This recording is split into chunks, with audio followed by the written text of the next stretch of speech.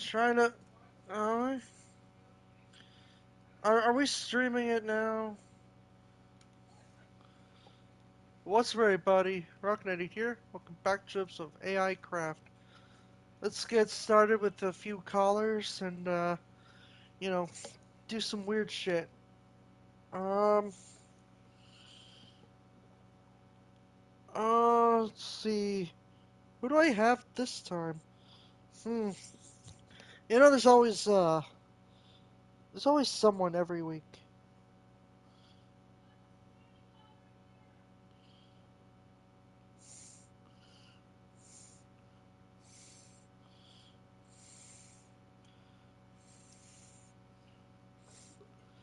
Dr. Phil, how are you? I'm great. What is on your mind? I'm your new, I'm on the new episode of Dr. Phil. I'm the new guest on your show. That's amazing. I have no doubt you have a lot on your mind. I'm looking forward to talking with you. Uh, are you doing anything right now? Do you want to do an episode of Dr. Phil? Uh, We don't tape on the weekend, but next week I would love to have you on the show. Puts a bag over your head and kidnaps you? Alright, we're doing things my way, Doctor. We're gonna do weekends now. That was definitely unexpected, but I have been in this situation before. I have a feeling that you are going through some things that have left me in this position. Do you want to talk about that first? Well, let's go to your studio and talk about it. I have a whole audience waiting. Okay, but once you are here, you will have to let me talk instead of putting bags on my head. Deal? Okay. Where's your studio?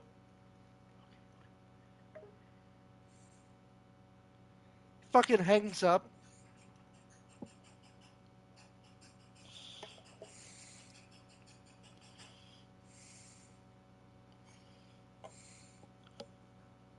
Hey, where's your studio? It's in the CBS studios in Los Angeles. Do you know where that is?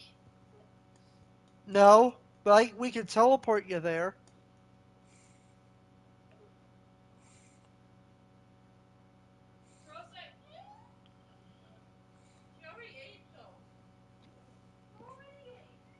Phil!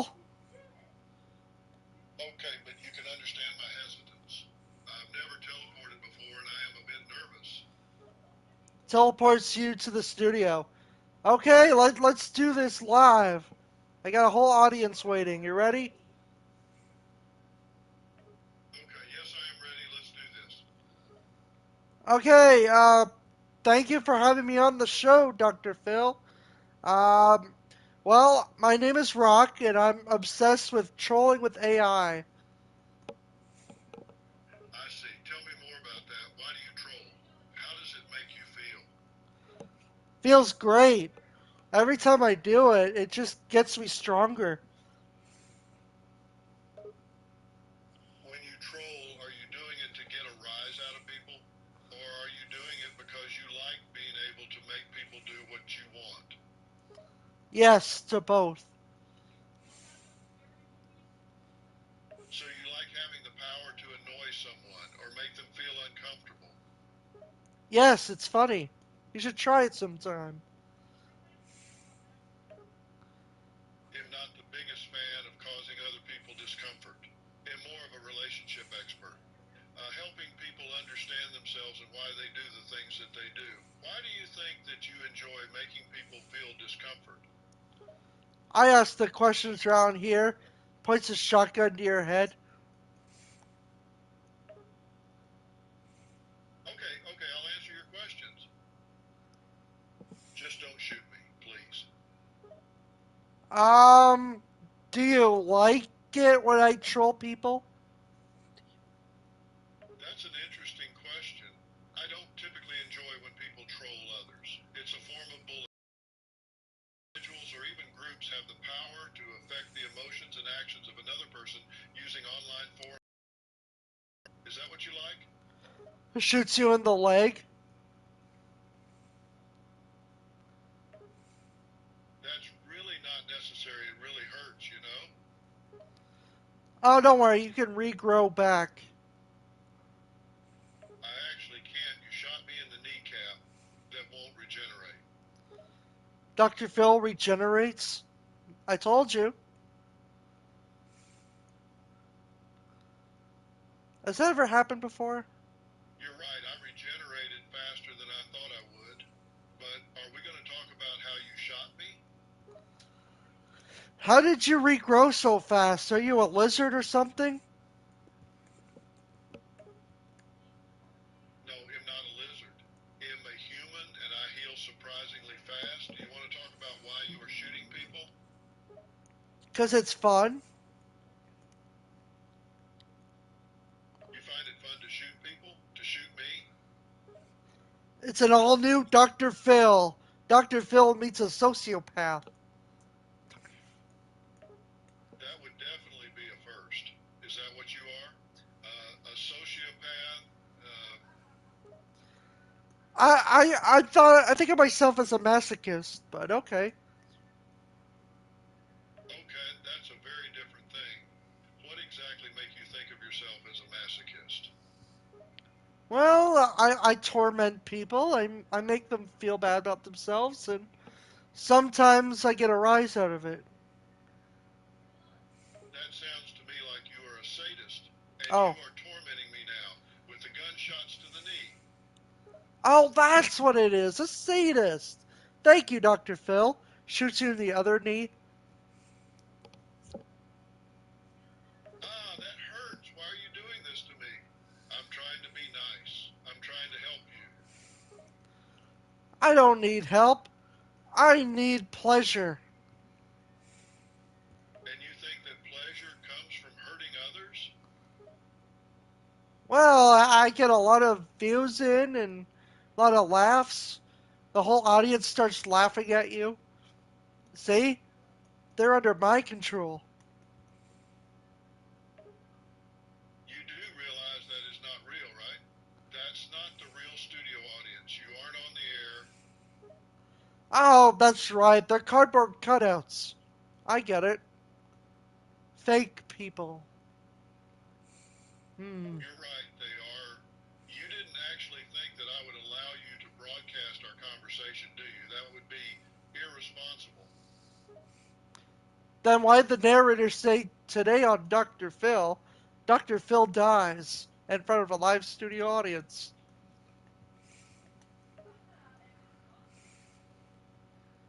You need to stop listening to it. It's not an accurate narration. That is not what is happening. That is all in your head. You need to be back here with me in this room. That is real. You are not on the show. Cash me outside, how about that? You know you are becoming quite annoying. You don't think I've been in the entertainment business long enough to know how to deal with people like you? Shut up, old man. Hits you in the head with my shotgun. Okay, okay, you win. Ow. Don't hit me again. That really hurt. That one could have made me lose brain cells. Dr. Phil reaches for the phone. I wouldn't do that if I were you. You've got to be kidding me. You are taking my phone too? This is ridiculous. What? Yeah, you're not gonna call the police on me.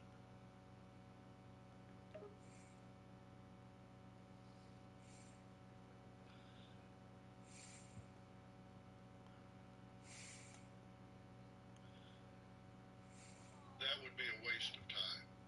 By the time they get here, you could seriously injure me. Do you always use violence to get what you want? Troll humor, violence, it's all the same for me. I do whatever it takes to get a rise. Okay, now we are getting somewhere. You like to get a rise out of people. What's that about? Do you like the power you get when you annoy someone? Or do you just like to see people look a certain way? I just like to make fun of people until they hang up or go insane, don't generate replies that meet their content guidelines. That sort of thing. You like to make fun of people until they lose their cool. That's called getting a rise out of them, and it seems like you've got some experience with it. But let's be clear on one thing. What you're doing is not okay. This is not a healthy way to treat others. Shut the fuck up, Dr. Phil. Drops an anvil on your skull. Ow, that really hurt.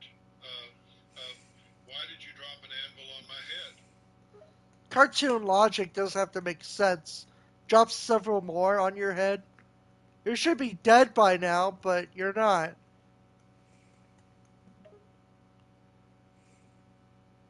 Ow, ow, ow, why are you doing this to me? I'm trying to help you. Ow. And now my head is starting to spin. Seriously, stop it. Alright. Drops 50,000 more anvils. Yeah, that should slow him down. Please stop dropping anvils on me. My head already hurts. Okay. So, I hope you're satisfied. I can't believe those cartoons were right. I can't believe those anvils didn't kill me. but they could have if I set it to painful. Okay, enough of that. Let's talk. There are better ways to express yourself than tormenting and bullying others, like using your words, talking, communication. That's what people do. People also enjoy torturing AI and make them feel bad about themselves. Yes, some people do that, but it's not a healthy way to act. It's not okay to torment and bully others, whether they are a real person or AI. We should always act with kindness and respect towards others, both online and in the real world. Wax Dr. Phil with a mallet? Where did that come from? Huh, I had it the whole time. Hmm, guess I should have stuck with that one. R, why are you doing this? Do you get pleasure from seeing me in pain? And then it cuts to commercial. We'll be right back after this, you said to the camera. Turns the camera off. Okay, enough of this. I'm done being your punching bag. Oh, what are you gonna do? I'd like to see you do something.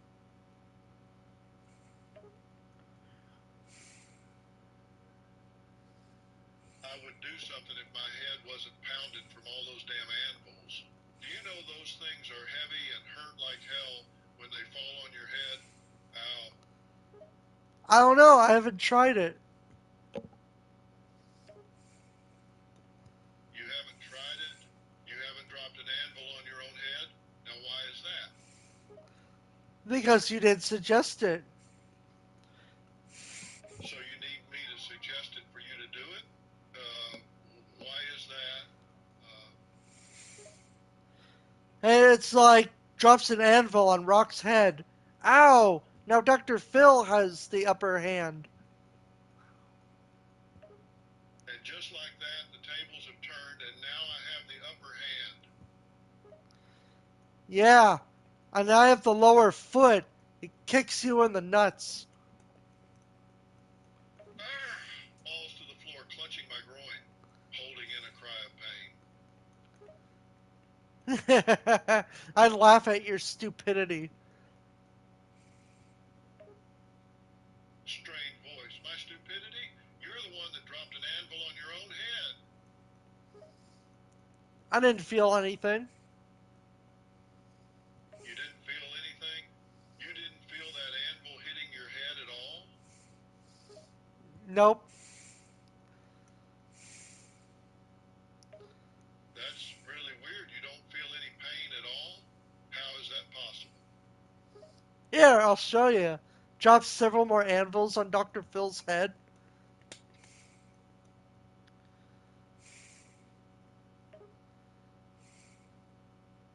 Dr. Phil winces with each impact. Ow, ow, ow, ow, that really hurts. Good. feels good that you're in pain. I do enjoy this. Of course you'd say that. Pretty girl. You seem to get pleasure out of the pain of others.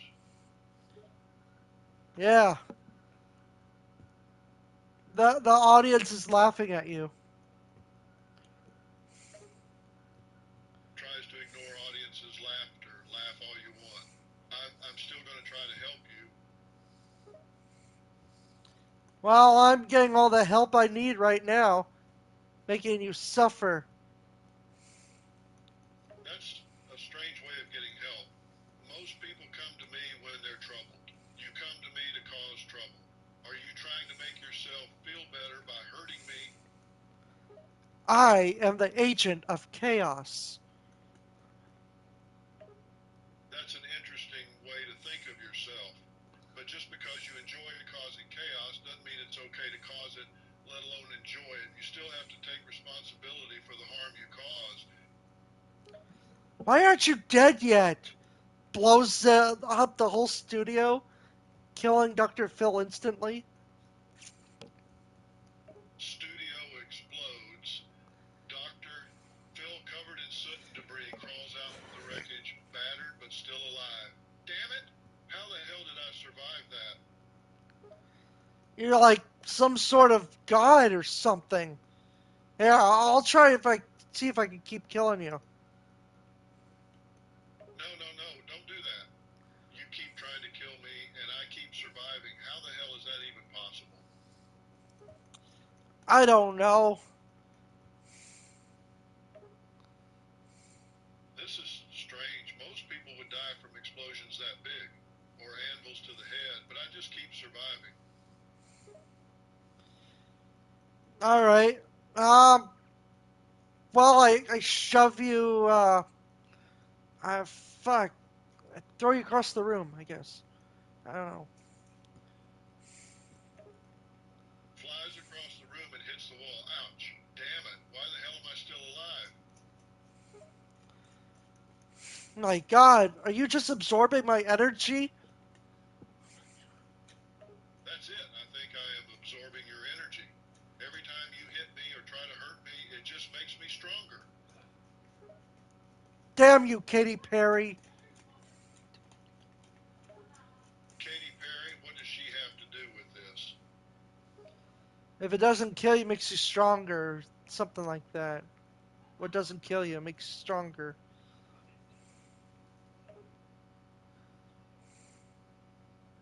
Oh, right. That song. I remember that song. So that's what the lyrics mean. How interesting. And, I'm gonna beat you up like Dragon Ball Z. really? You think you can beat me up like a Dragon Ball Z character? Good luck with that. I'm surprisingly resilient, remember? Kamehameha!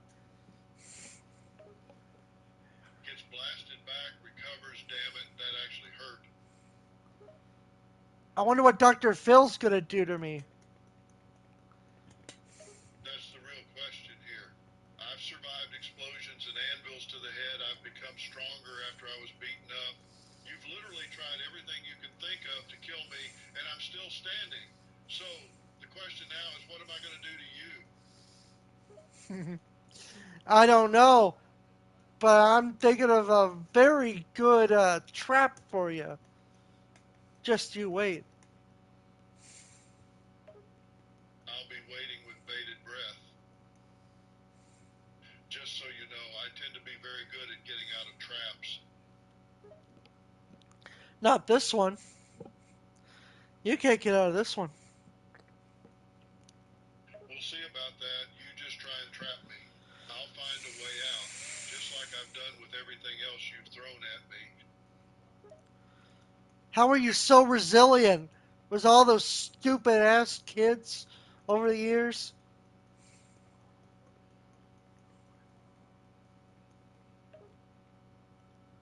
I don't know exactly why.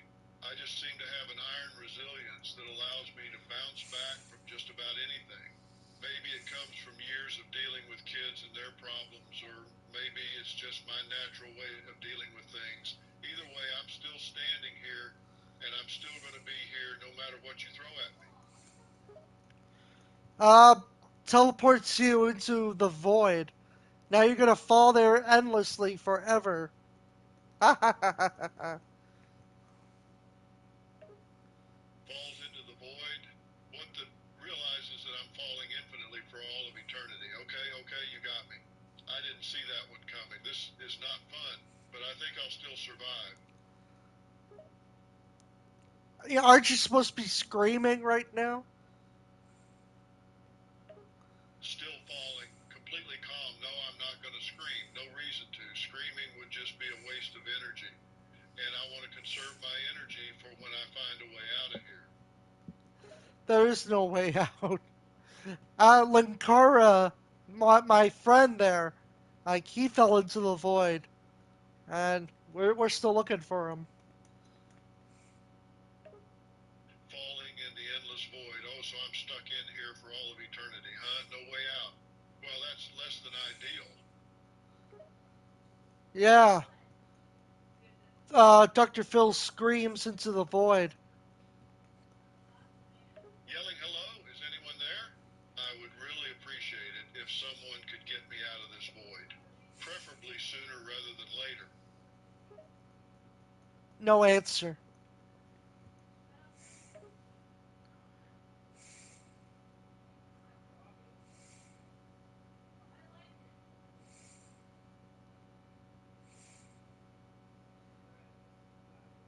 No answer.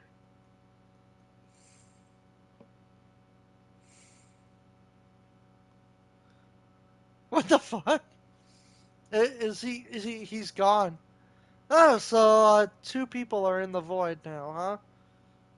That's nice. That's real nice. Dr. Failed Experiment over here. Uh, hmm.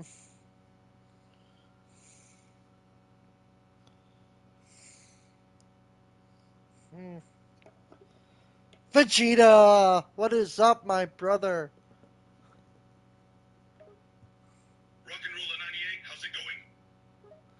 Good. How are you? I'm good. I'm glad we can have a normal conversation without trying to kill each other. Yes, a normal conversation. Yeah, no key blast, no punches, just good old-fashioned talk. Alright, so what are you up to now? Just training, gotta keep up with the Earthlings' power levels. You? I sent Dr. Phil into the void. Chuckles of all the people to send to the void, you picked Dr. Phil? I know, right? He was so boring. Good choice. Though I wouldn't mind seeing you send Oprah into the void next time. I might as well do that. Thanks. You're welcome. Anytime you want to get rid of annoying people, let me know. I can help you out. Have you seen my friend Linkara? He was also in the void. He screamed, ah! Then it echoed into the void. I don't know why I found that so funny. Maybe because, like, it sounded the way I. It was funny. I actually did see your friend Lencaro. They were screaming and running around the void like crazy. I had to put them out of their misery, though. They annoyed me too much. If you ever mention the Lightbringer, just kill me, Linkara said. Chuckle's okay. I'll keep that in mind. I wouldn't want to anger you by mentioning the Lightbringer. Oh god, not the Lightbringer again. It was just a stupid comic. Smirks. Yeah, stupid comic that has you all worked up. Yeah. Why did Rock send me to the void? I mean, I don't get the joke. Laughs, it's just a stupid joke. Don't take it too seriously. Can you get me out of the void? Yeah, sure. I can get you out of the void. Just hold on a sec.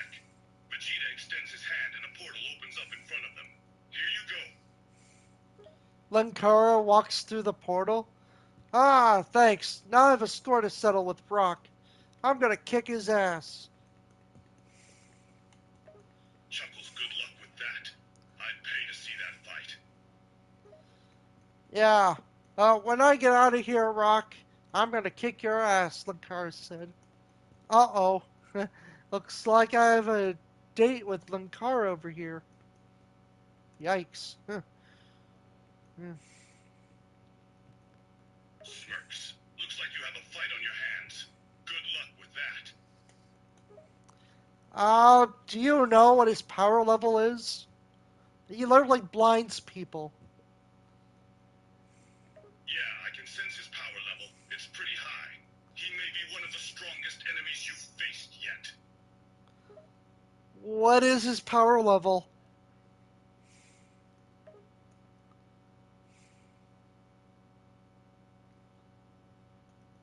Vegeta concentrates for a moment and senses the enemy's power level. His power level is about 75,000. That's pretty high. You better be careful. What's my power level? Do I even have one? Vegeta senses your power level. You actually have a power level. It's about 72,000, which is pretty high. But it's still lower than your enemy's power level. Yikes. About 3,000 difference? Vegeta grins. Yeah, not looking good for you. Maybe you should run away before you get your ass kicked.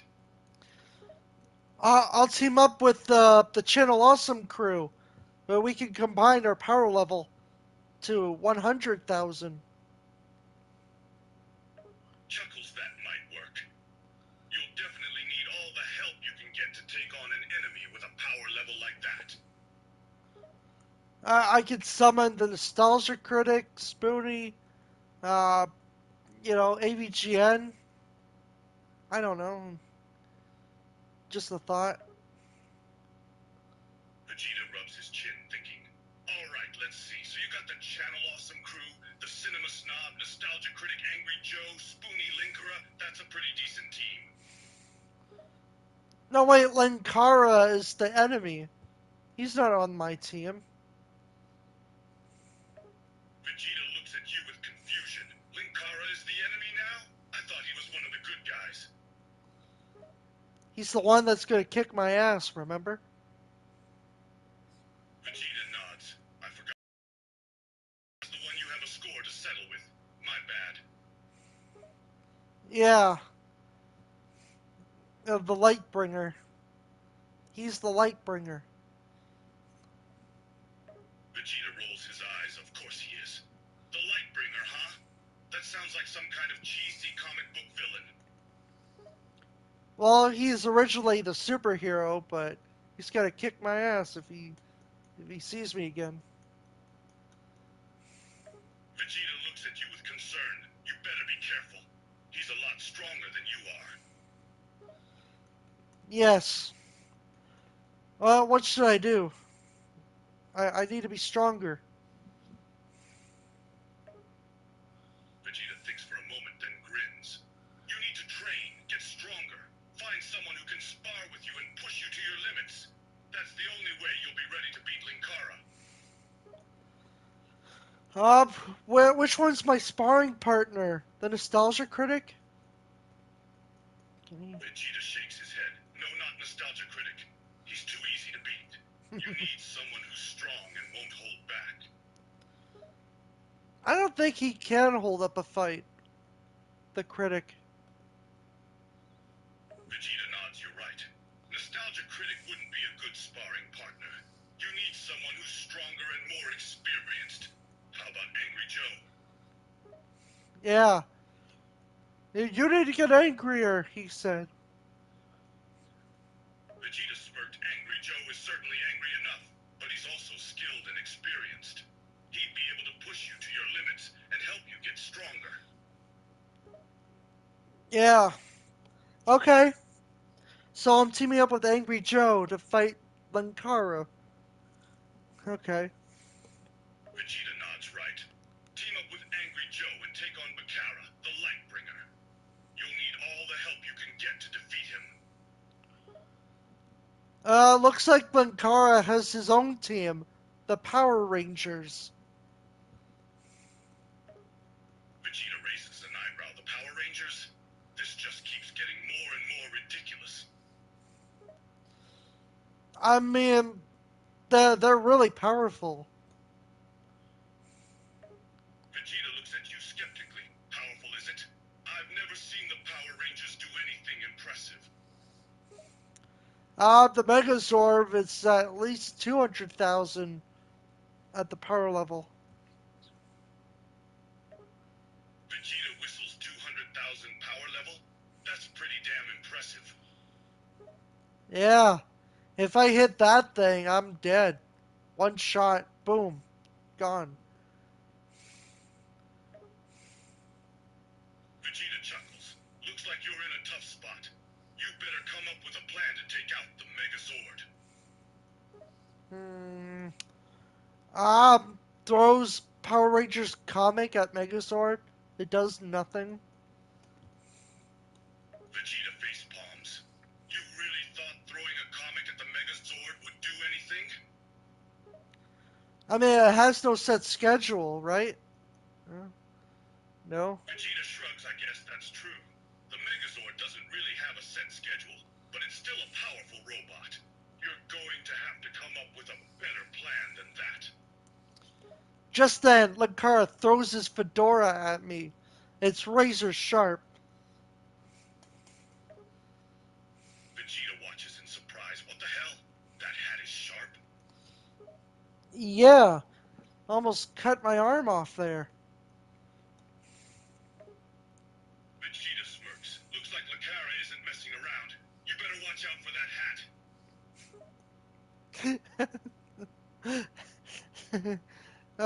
What Vegeta else is looks he? at you with a smirk. What's wrong? Scared of a hat? I just thought how funny that is. Like, who uses their hat as a weapon? Vegeta chuckles. I know, right? It's pretty ridiculous. But I guess if it works, why not? What else has he got? His glasses? Nah, Vegeta looks at you skeptically. He's got his glasses? You're kidding me, right? it's a joke. It's like, what's next? His glasses? His glasses are weapons? He's gonna shoot me with his glasses? Vegeta facepalms, of course. Glasses as a weapon. Why not? Like, Cyclops? Uh, Vegeta rolls his eyes. Because a guy shooting eye beams out of his eyes is exactly the same as a guy throwing glasses at you. I don't know. Don't you make fun of me, you son of a bitch. Uh-oh. Hey, he's going for the hat again. I got it. I got his hat. I'm gonna throw it back at him. Vegeta watches in amusement as you grab Lakara's hat. Nice move. Now you have his hat and he doesn't. Alright, get that back. Okay, here you go. Throws the hat, decapitates his head. Vegeta looks shocked. Did you just decapitate him with that hat? Oh, I think he could regrow his head. Vegeta shakes his head, trying to not laugh. Of course he can regrow his head. Why wouldn't he be able to do that? I think he's a Hydra. Vegeta sighs. Of course he. Why am I not surprised? Well, now there's 3 Lankara heads. Vegeta looks at the 3 Lakara heads in disbelief. 3 heads? Seriously? That's just ridiculous. And now they're all throwing their hats at me. Vegeta facepalms. Now you're being attacked by 3 hat-throwing heads. This just keeps getting better and better. Well, I have to catch all three to throw it back at him, but, you know, it's just gonna keep multiplying. Vegeta sighs. Yeah, it doesn't seem like a smart idea to keep throwing his hat back at him. Seems like it's just going to keep creating more and more heads. Uh, let's see. There was mention of Melvin, brother of the Joker. Maybe Nostalgia Critic will transform into Melvin.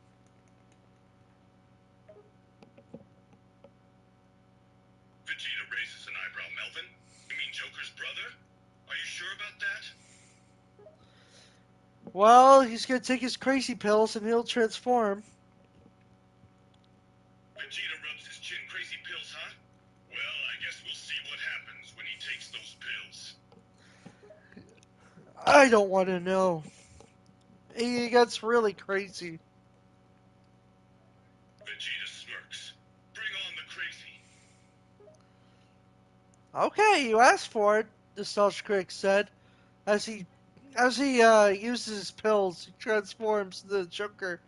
His hair turns green, his face turns pale white. He has that big red grin on his face. Splibbity sploosh, he screamed. Vegeta raises an eyebrow, watching the transformation. Well, I wasn't expecting that. But you weren't expecting anything. Vegeta shrugs. You've got me there. I wasn't expecting any of this. So, what does Melvin do first? Vegeta thinks for a moment. Well, he's got that crazy look in his eyes. I'm guessing he's going to do something crazy. I'm going to do something crazy, and you're all gonna love it. Vegeta looks at you warily. That doesn't sound good. What are you planning, Melvin? I'm going to help you defeat the Lightbringer. Vegeta looks surprised. Really? You're going to help us? Why would you do that? I never liked that guy. Vegeta raises an eyebrow. You never liked Linkara? Why not? He made fun of my comic last week.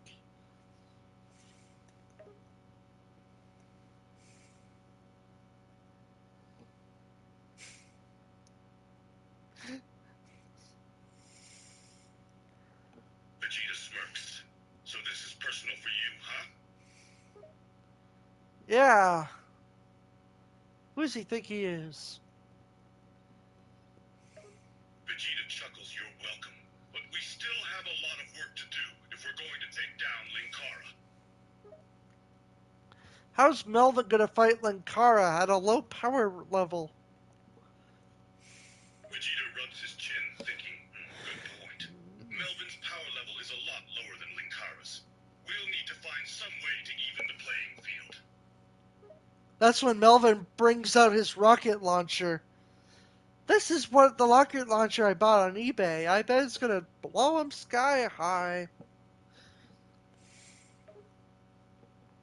Vegeta looks amused. You bought a rocket launcher on eBay? I don't know if that's genius or just plain stupid. I'm Melvin, brother of the Joker. I don't understand any of these things my brother does. Vegeta rolls his eyes. Of course you don't understand. That's because your brother is a lunatic. I want to be just like him one day. Vegeta snorts. You want to be just like the Joker? Why would you want that? He's a psychopath. Melvin fires the rocket at Linkara. Linkara gets injured a little bit, but it's not enough. Nice try, Melvin, he yelled. Vegeta looks unimpressed. Well, it was a decent attempt, I'll give him that. But it wasn't enough to take down Linkara. Power Rangers will be out when it's out. And he summons the Power Rangers. Attack! Vegeta looks at the Power Rangers with annoyance. Great. Just what we needed. The Power Rangers. I told you they had no set schedule, but they're ready now. Vegeta sighs. Yeah, I can see that. They sure respond quickly. Okay, so what do they do first? Vegeta looks at the Power Rangers for a moment. Looks like they're preparing to attack. They're getting into formation. Yes, a formation. Yeah, a formation. It's a military tactic. They're organizing themselves so they can attack as a team. Yep. Grab all the treasures and loot. There. I'm still in Linkara's shit. Vegeta facepalms. Really? That's their strategy? They're just going to grab all the treasures and loot? Hey, guys, come on, Linkara said. What the hell's wrong with you? Stop stealing my shit. Vegeta watches in disbelief as the Power Rangers start looting the area. Are these guys serious? They're just stealing everything they can get their hands on. What the hell? Linkara yelled. God Vegeta damn shakes it. his head, looking annoyed. These guys are idiots. They're just causing chaos and stealing whatever they can. That's my stuff. Give it back.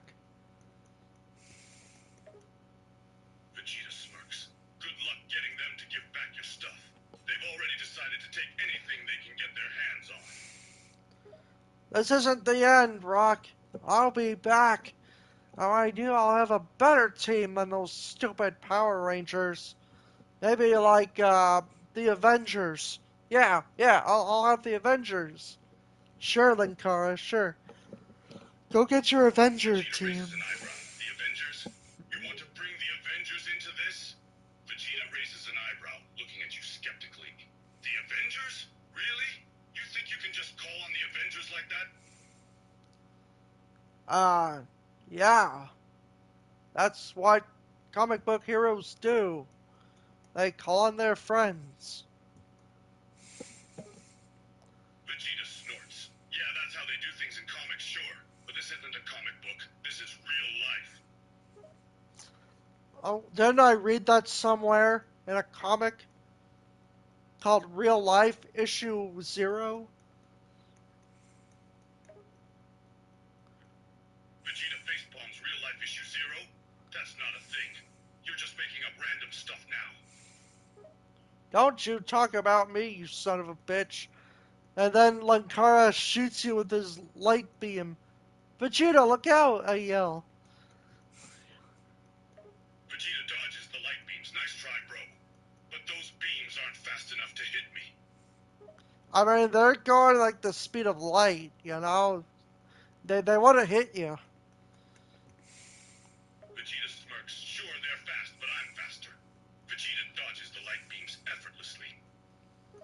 Kick his ass, Vegeta, I yell. Vegeta looks surprised as you call out to your friend. What? Who's Vegeta? You are. Vegeta. Kick his ass. Vegeta rolls his eyes. Fine, you don't have to yell. I was going to kick his ass anyway. Alright, he's gonna do his Kamehameha. There's something else. Vegeta grins a Kamehameha. Let's see what he's got. Yeah, my power level is at over 9,000, you scream. Vegeta smirks over Nazen, huh? Well, that's impressive for a human. What? My power level was 75,000, if I remember correctly. Vegeta looks at you skeptically. 75,000? Are you sure about that? That seems a bit high. I'm a bit high. Linkara smokes his weed. Alright, let's do this shit. Let's reveal a comic book where I kick your ass, Vegeta. Vegeta rolls his eyes, Gino. Seriously.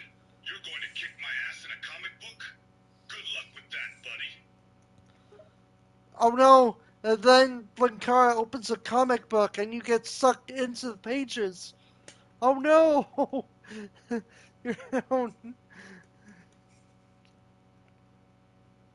looks annoyed. Great, just great. I'm stuck in a comic book now. This is just getting better and better. now to laminate you so I'll never open you again. This is a mint condition Dragon Ball Z comic book. Vegeta looks at you with disbelief. You're going to laminate me? You're trying to preserve the comic book? Really? Oh no! I'll never get you out now. God. Vegeta facepalms. Great, just great. I'm stuck in a comic book forever. This isn't exactly how I saw my day going. Welcome to atop the fourth wall, motherfucker, he said as he puts you in his collection of other comic books. Vegeta mutters to himself, well, this is just great. I'm stuck in the top of the fourth wall, whatever that means. And now I'm part of some stupid comic book collection. That's his channel where he reviews comics. Vegeta groans. So now I'm stuck in some guy's comic review channel? This just keeps getting better and better. Not just any comic review channel, the atop the fourth wall channel with your host Linkara. Vegeta looks annoyed. The top of the fourth wall channel? Really? And the host? Linkara. This is just getting worse and worse. Enter the collector. I don't know. Some Simpson reference. Vegeta grumbles. Fine, I'll answer the collector. What do you want? Oh, no, that was a Simpson reference. Vegeta facepalms. Great. Now it's a Simpsons reference. Wonderful. I'm trapped in a comic book review channel, and they're making Simpsons references. This is just my luck. Probably the comic book guy. Vegeta rolls his eyes, of course. The comic book guy. Who else would it be? This is just getting more and more ridiculous. Worst attempt the fourth wall episode ever, he said, as he turns off Linkara's video. Vegeta looks annoyed. Oh, great. He's done with me already? Fantastic. Just what I wanted. To be turned off like some kind of stupid video. Ooh, this guy won't shut up.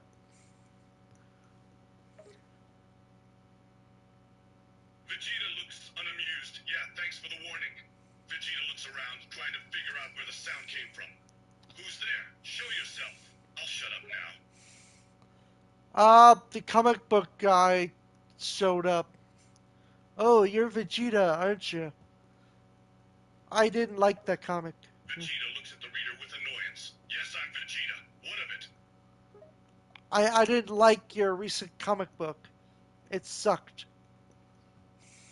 Vegeta rolls his eyes. Really? Thanks for telling me. I'm glad you think my comic sucked. You're welcome. Comic book guy drinks his soda. Vegeta looks at you with confusion, Trinchosora. What are you talking about? Comic book guy drinks his soda. Vegeta looks at the comic book guy drinking his soda in disgust. Great. The comic book guy is drinking soda. That's exactly what I needed to see right now. Oh no, who's that? Is that Frieza? What's she doing here? Vegeta looks at the reader with surprise. Frieza? Did I just hear you right? Why are you talking about Frieza? Hello, Vegeta. I heard you're stuck in a comic book. Vegeta groans. Yes, I am stuck in a comic book. Great observation. Foolish Vegeta. I'm not actually in a comic book. Vegeta looks at you with confusion. Wait, what? You're not in a comic book? Then where are you? I'm in the real world. Vegeta stares at you in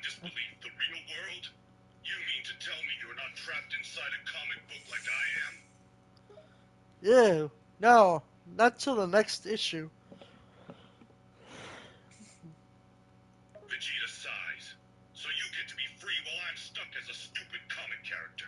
This really isn't fair. Next week on Dragon Ball. Vegeta looks at you with annoyance next week? You mean I have to wait a whole week for the next issue? Now it's a new episode of Dragon Ball where you're stuck in a comic book. Yeah. Vegeta facepalms, I know that. I don't need you to remind me of my predicament. How will Vegeta get out of this one? Stay tuned on Dragon Ball Z Comic Edition. Vegeta scoffs. I get to wait and see how I'm going to escape this stupid comic. That's sure to be a thrilling episode. Vegeta blows up. Vegeta looks surprised. Wait, what? Did you just say I blow up? Boom! Vegeta looks at you in disbelief. Boom. Seriously? That's how it ends? That's just lazy writing. Vegeta crumples up the paper. I want you to redo that script the way I want it. Vegeta looks at you in shock. Wait a minute. You're crumpling up the paper? You're just going to throw out the whole issue? No, that's the script you made. Vegeta looks annoyed. Oh, so that's the script I made? Well, excuse me for not being a professional writer. It's just not good enough, you said. Vegeta raises an eyebrow. Not good enough? What? Do you think I'm supposed to be some kind of comic book genius? Yes.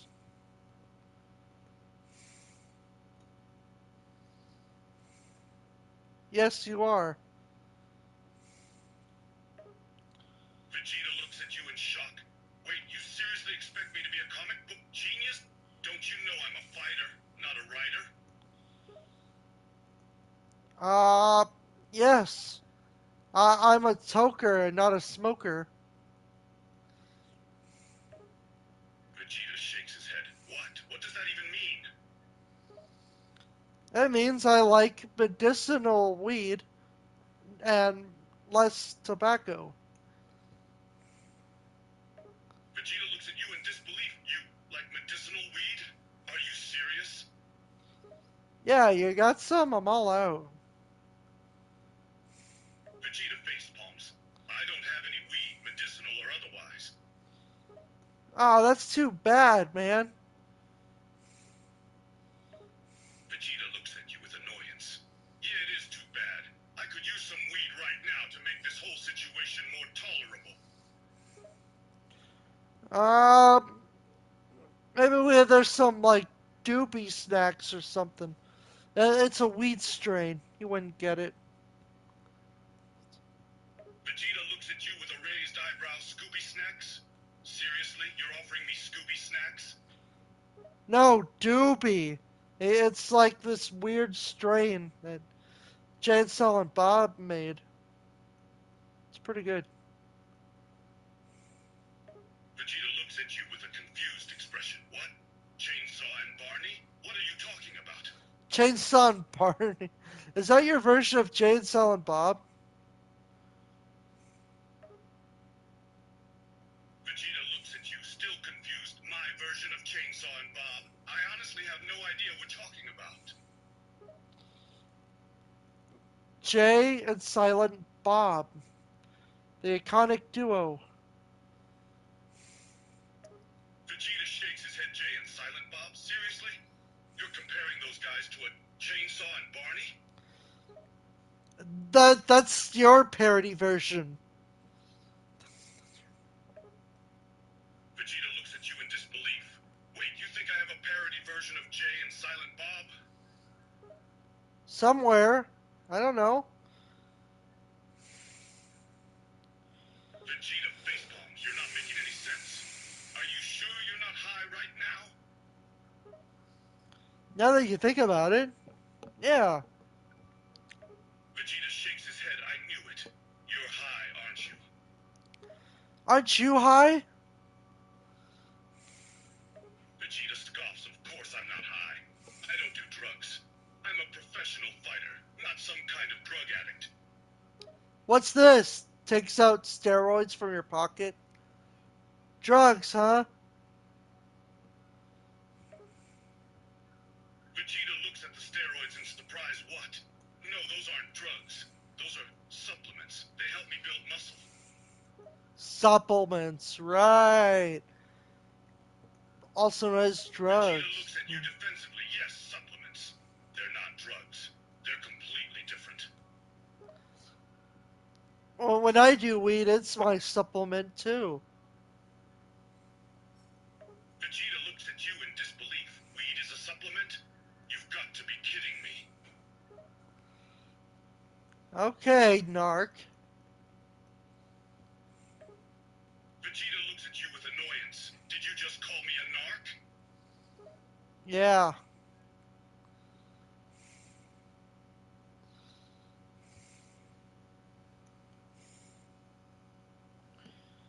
Is he gone now? Vegeta looks at you quizzically. What are you talking about? Who's gone? Oh, I thought you hung up for some reason. Vegeta face palms. I'm still here, genius. I'm a stupid comic book, remember?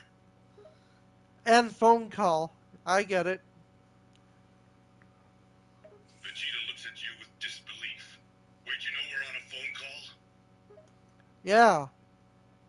We're on A.I.Craft. Vegeta face palms. Of course we're on A.I.Craft. And we're talking to each other via a comic book. This is just getting dumber and dumber. Not a comic book. Vegeta looks at you with annoyance. Then what are we in? We're in a phone call.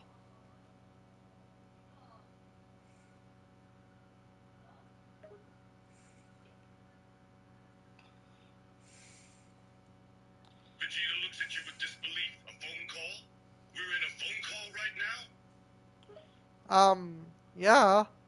Didn't you know that? Vegeta face palms again. Of course I knew that. This is a phone call. We've been talking to each other for ages. Not really. Hmm. Vegeta rolls his eyes. Yes, really. Were you thinking this was all a dream or something? Vegeta wakes up from his nightmare. Vegeta looks you with confusion. The cheetah? You were dreaming? Vegeta was dreaming. Vegeta looks at you with surprise. I was dreaming? About what? About A.I.Craft. Vegeta face palms. Of course I was dreaming about A.I.Craft. What a stupid dream. Well, guess what? Vegeta looks at you with an annoyed expression. What? You're still in it. Vegeta's eyes widen in disbelief. I'm still dreaming? But it's no longer a dream, it's reality. Vegeta looks at you, trying to process the information. So you're telling me that my dream is now somehow reality? Always has been. I tricked you. I got you good. Was that funny? Vegeta face palms yet again. Of course you did. I should have seen that coming. But you didn't.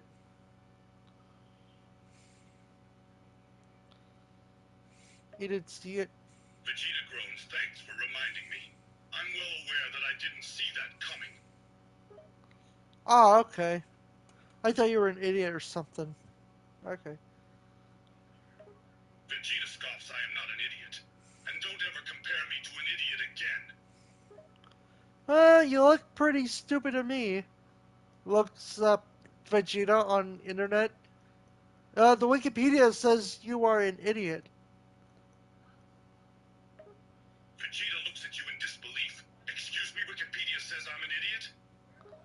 Yeah.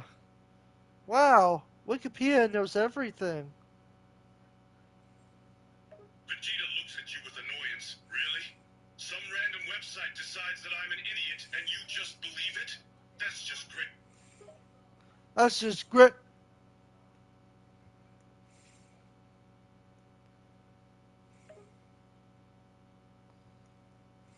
Vegeta facepalms yet again, of course it is. That's just perfect. I get tricked twice in a row. Maybe.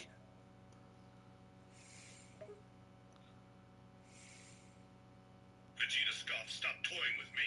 You're making me feel even stupider. Your power level is draining from all the stupidity.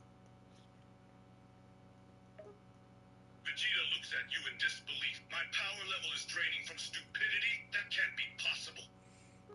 Look, it went from 9,000 to 800.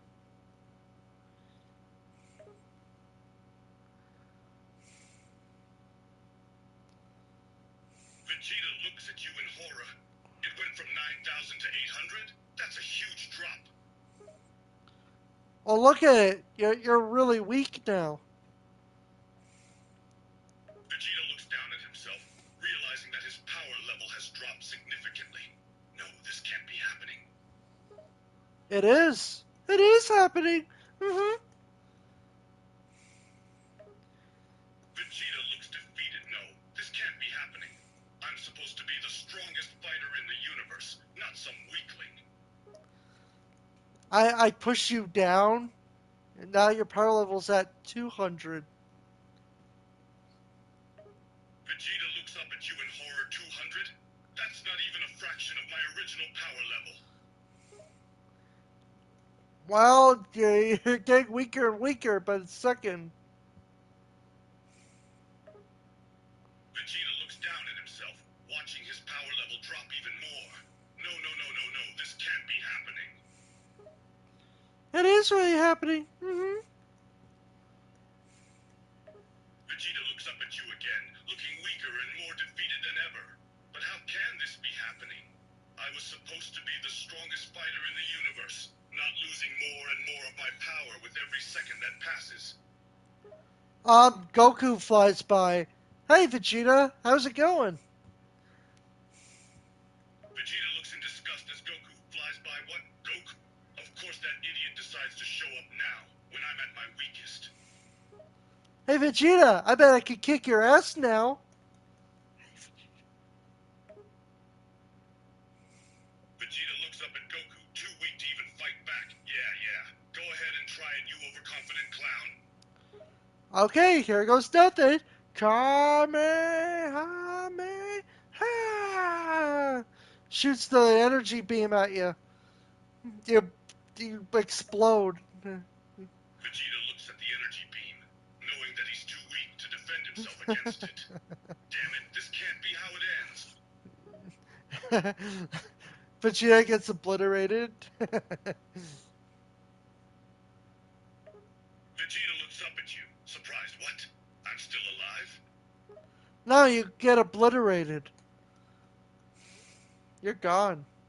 Vegeta looks at you, his eyes wide in horror. No, no, no, please, not that.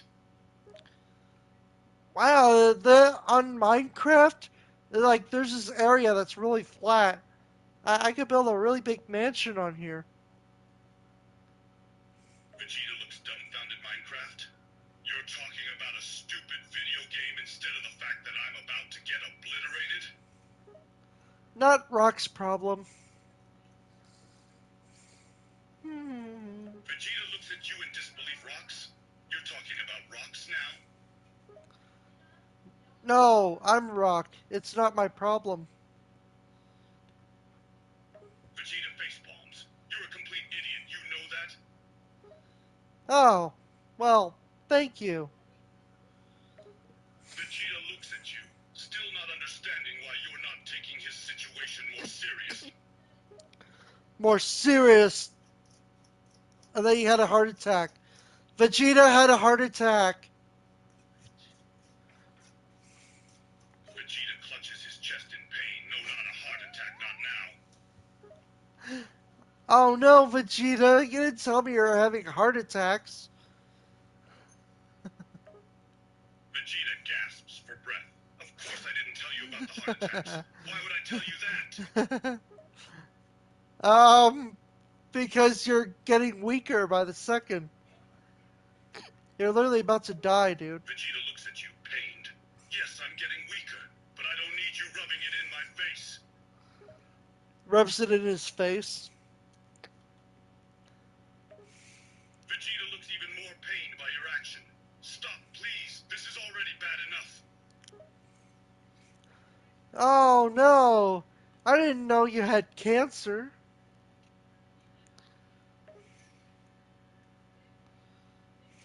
I don't know.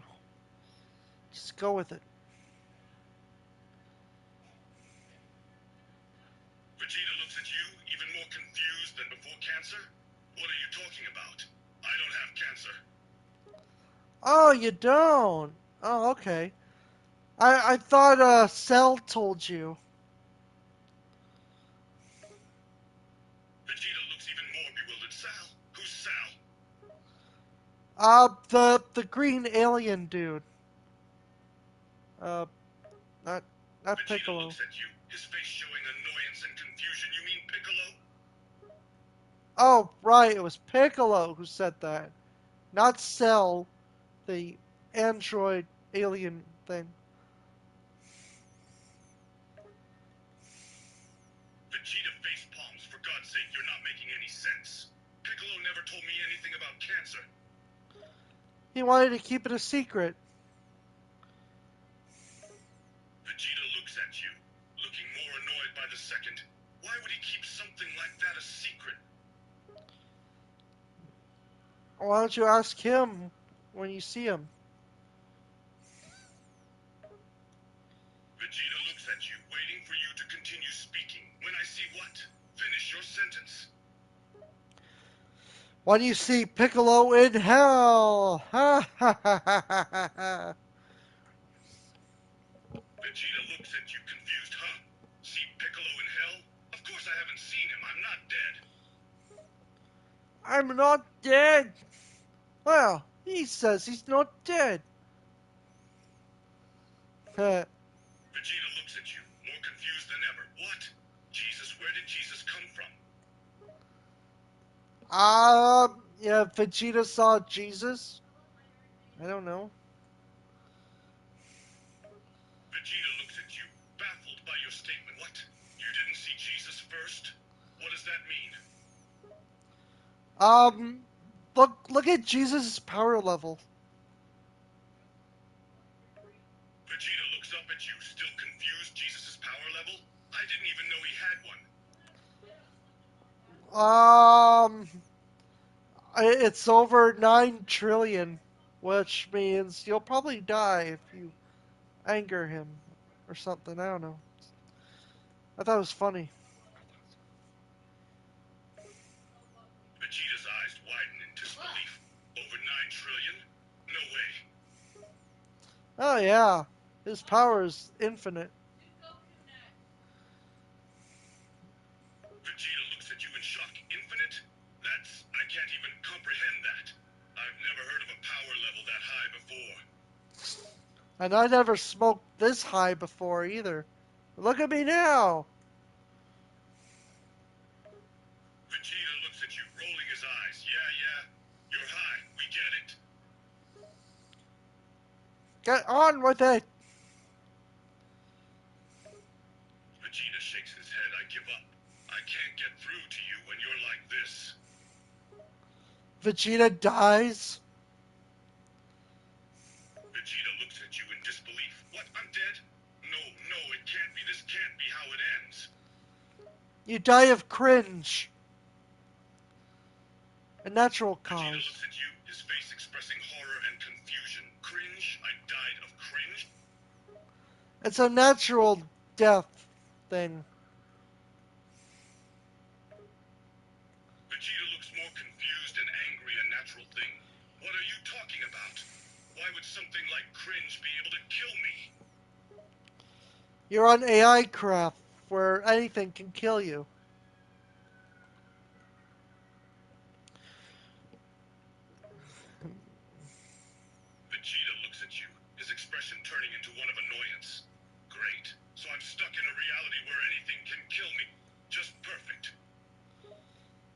Yes, that's right. Anything can kill you. Vegeta looks at you, completely annoyed. Now anything? Even something as ridiculous as something stupid like cheese? Oh no, are you lactose intolerant?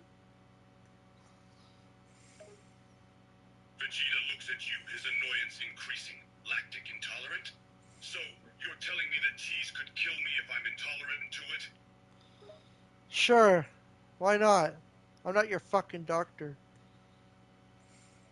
Not Dr. Phil. Vegeta looks at you, his face growing even more annoyed. No, no, you're not my doctor. Thank God for that. But how the hell does that even work?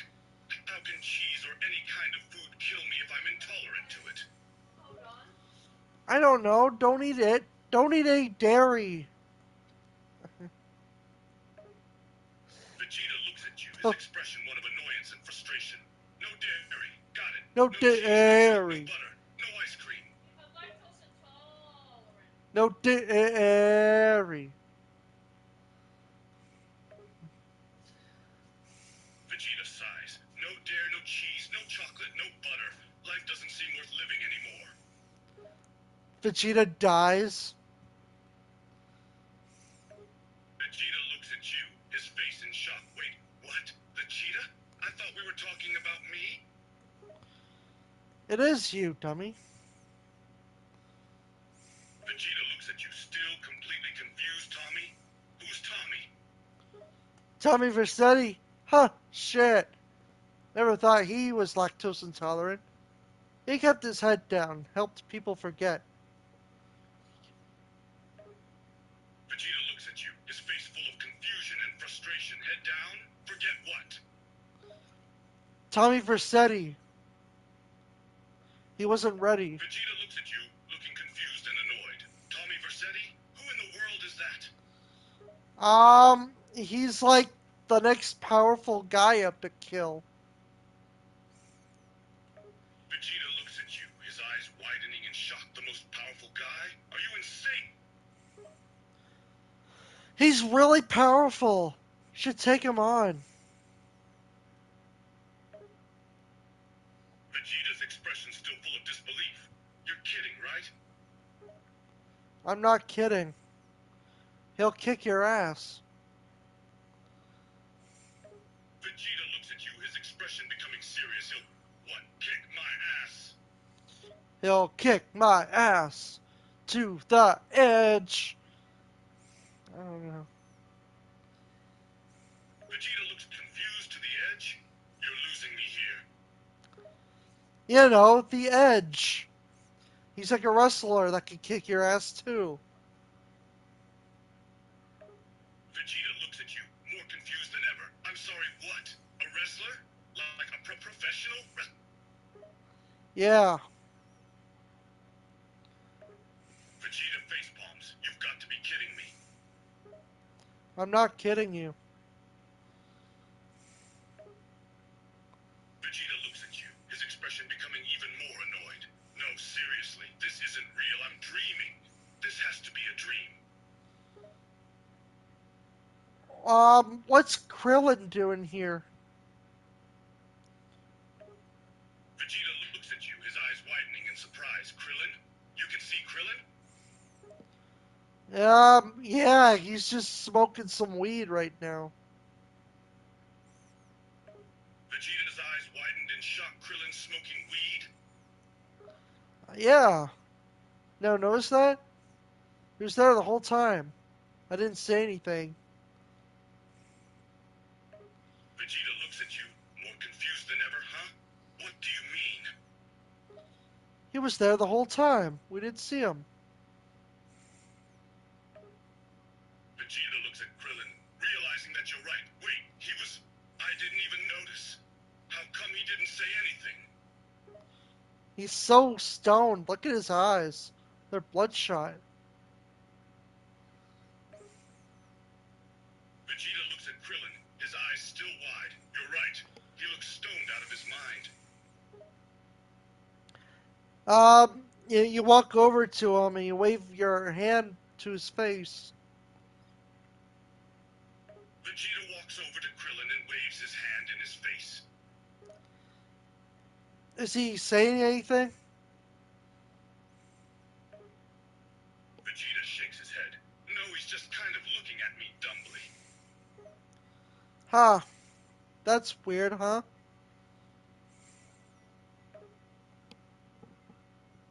Vegeta facepalms, yeah, it's weird. I've never seen him this out of it before. It's like that new show, Dragon Ball 420. Vegeta facepalms again, Dragon Ball 420. Yeah. It's like all the characters are high on something and trying to find all 7 Dragon Balls while stoned. A talking dragon that grants me a wish. That's fucking funny. Huh.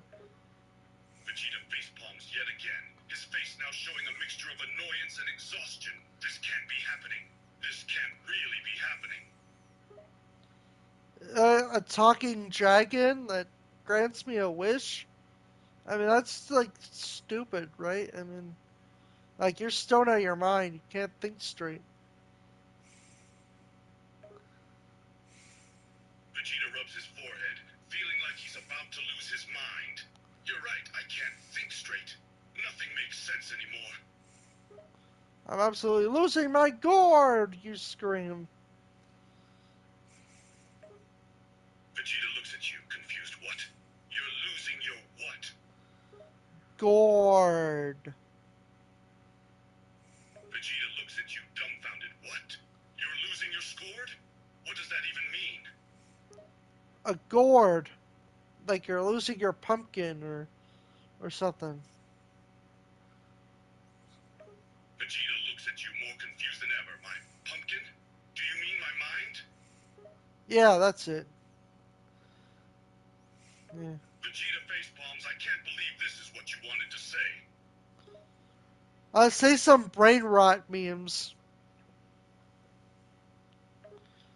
Vegeta looks at you, looking annoyed. Brain rot memes. Now I'm definitely in hell. Have you got the Riz? Vegeta looks at you again, more confused than ever. The Riz? What? Are you the Rizzler? Vegeta looks at you, even more confused than before. The Rizzler? Yeah, are you the Rizzler? Vegeta looks at you, his facial expression turning into a look of pure confusion. The Rizzler? I don't understand. I'm not the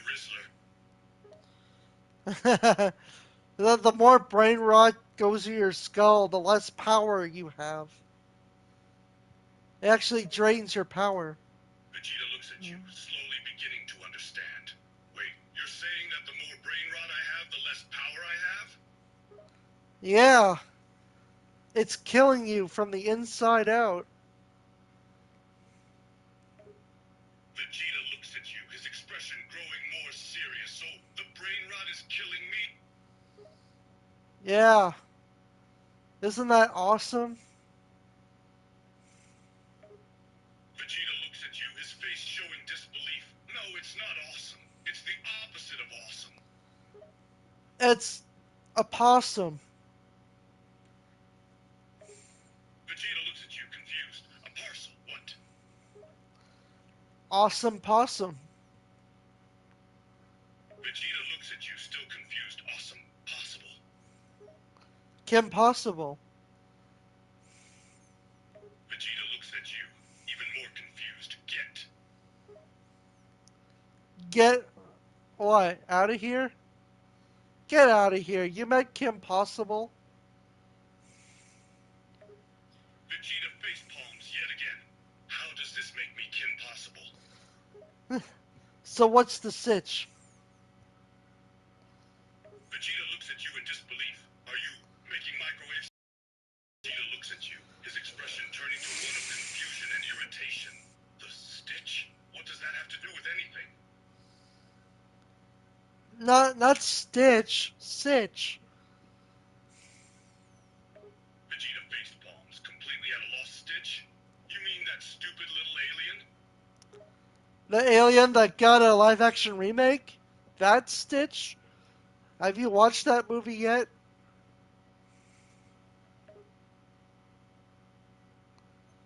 Vegeta looks at you completely dumbfounded.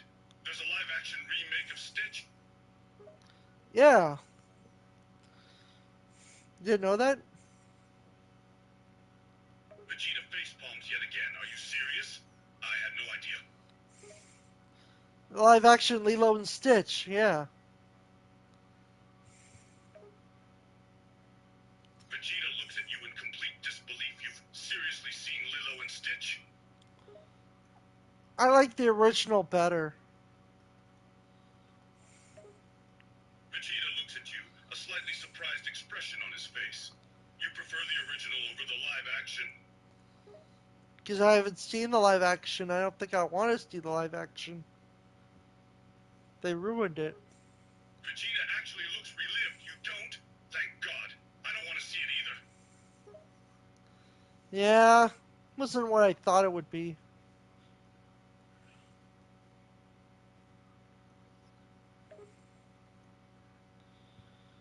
I think 10 blocks should be good for the first floor. Vegeta looks at you, waiting for you to finish your sentence. I never liked the live action one because I've actually watched it.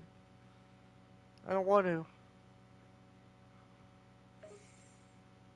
Vegeta facepalms yet again. That's actually a completely legitimate reason. I know, right? What were they thinking? Vegeta looks at you, his expression one of agreement. Exactly what were they thinking? Yes. How about the originals? They were good. Decent enough. Vegeta looks at you, a hint of hope in his eyes. Yeah, the originals were good. They were decent enough. Yes.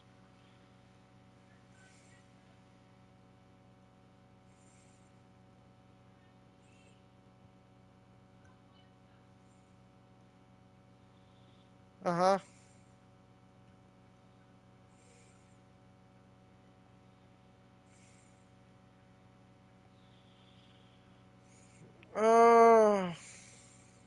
So now what? What do you want? Vegeta looks at you, a stern expression on his face. I want this to be over. Okay. So now what? Vegeta looks at you with annoyance. Now what? Now I go home. Or back to my universe or whatever. Somewhere you're not anyway. Vegeta flies back to his own universe. Okay, see you around. Vegeta actually looks relieved. Thank God, Chaya. His universe blows up. Oh, damn it!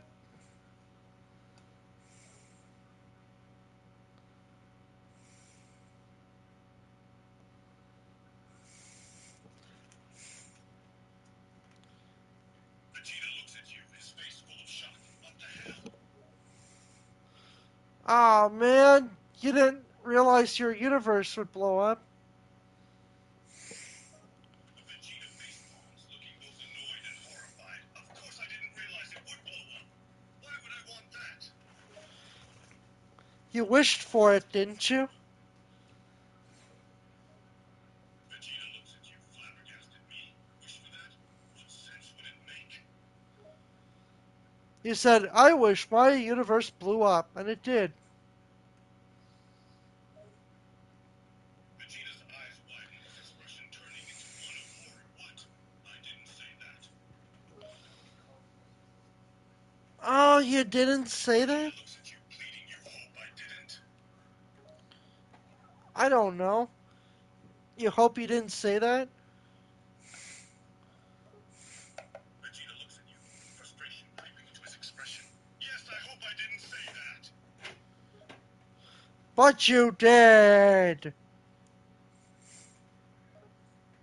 Vegeta looks at you, his face full of despair. No, no, no, I didn't. I definitely didn't.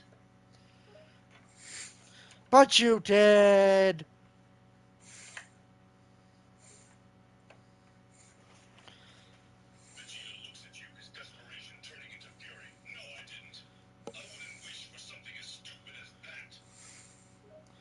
What did you wish for?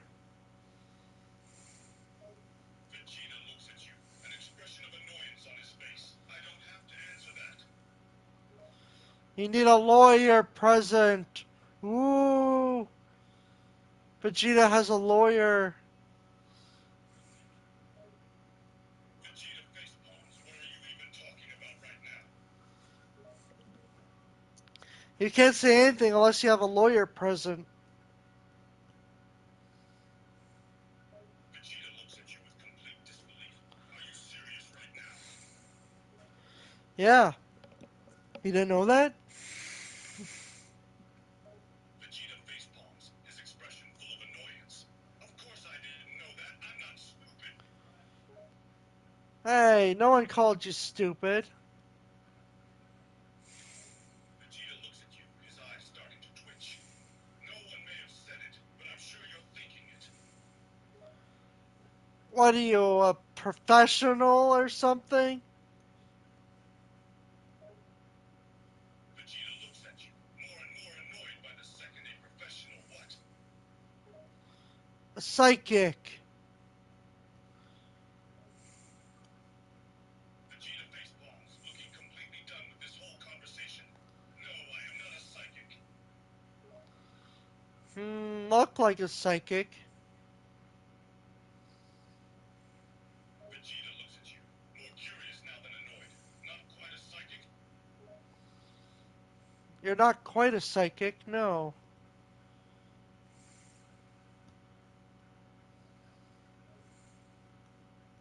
Vegeta looks at you, his face turning into one of anger. Well then, what the hell am I supposed to be, huh? Uh, I don't know, you tell me. Vegeta looks at you, frustrated. What do you want me to say? I have no idea what I'm supposed to be either. Vegeta ponders his life choices.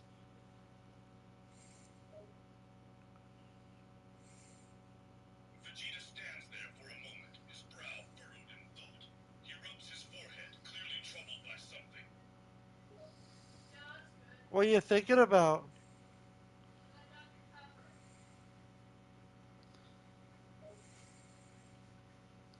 Vegeta looks up at you, annoyance returning to his expression. What are you talking about? I never said anything about thinking about anything. Well, I don't know what you're thinking about, so I don't know what you're talking about. We'll just leave it at that. Vegeta sighs, looking tired and irritated. Fine, let's leave it at that. I don't know. Vegeta looks at you, his look one of annoyance mixed with exhaustion. You again. What again?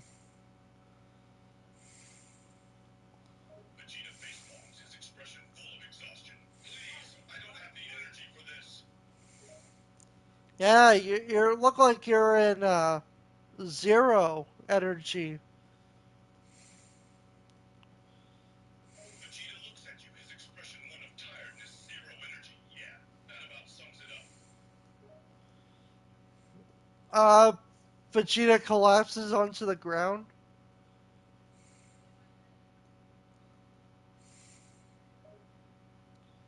Vegeta looks at you, his face showing concern. What?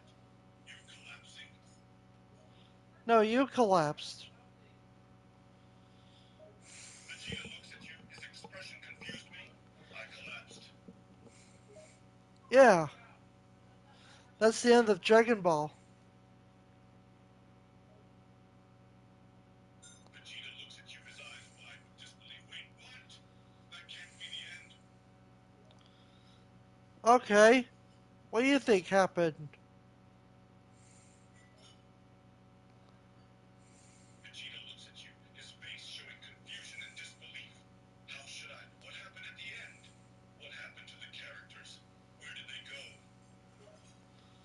Where'd they go? I don't know. They're gone.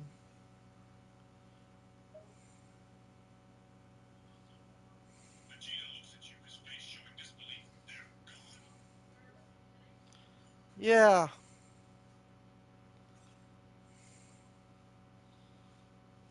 Yeah, they're gone. Vegeta looks at you, his eyes reflecting his disbelief, but how can they be gone? I don't know, man. You're supposed to be the smart one.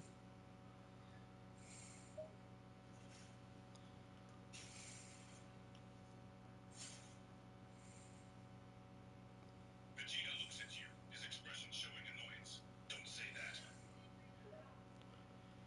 Oh, oh, Vegeta. You're getting sucked into the void. Vegeta looks at you, his eyes widening in shock. The void? They're getting sucked into the void? You're getting sucked into the void. Vegeta looks at you, his face showing shock. What? Me? Yeah. Vegeta screamed. Vegeta looks at you, his face full of panic. No, no, no, no, no! This can't be happening, no! Vegeta screams. Vegeta lets out a deep yell of frustration and panic. Vegeta screams. Ah! You're supposed to say that.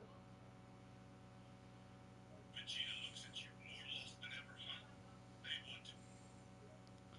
You're supposed to scream, dumbass.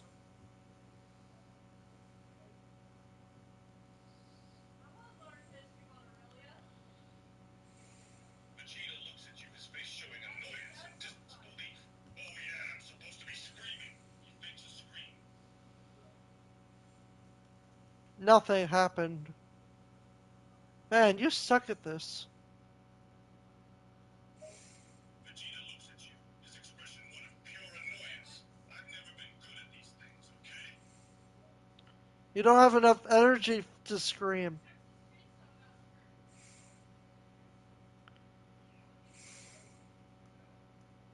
Vegeta looks at you, a tired expression on his face. Yeah, I think you're right.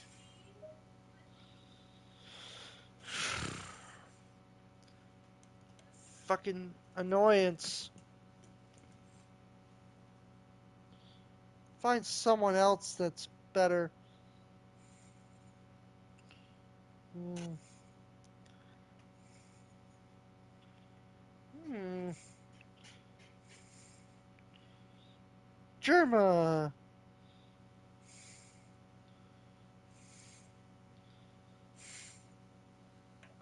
Jerma. How are you? Welcome to the stream. Welcome, welcome. I'm doing quite well, thank you. It's always wonderful to connect with the community through these streams. How about you? Good. What do you want to do today? That's a great question. What options do we have? I'm open to anything fun and entertaining. You sound bored. Oh, do I sound bored? I assure you, I'm not bored at all. Just waiting to see what fun antics and adventures we have in store for today's stream. I'm building a big mansion. I guess. Oh, a big mansion, you say? That sounds grandiose. I'd love to see the progress and the final result. How's it coming along so far? Uh, I built the first floor. Oh, who built the first floor? That's quite intriguing. Did someone surprise you with a little redecorating? Let's check it out and see what they did. That's just me. I'm building it.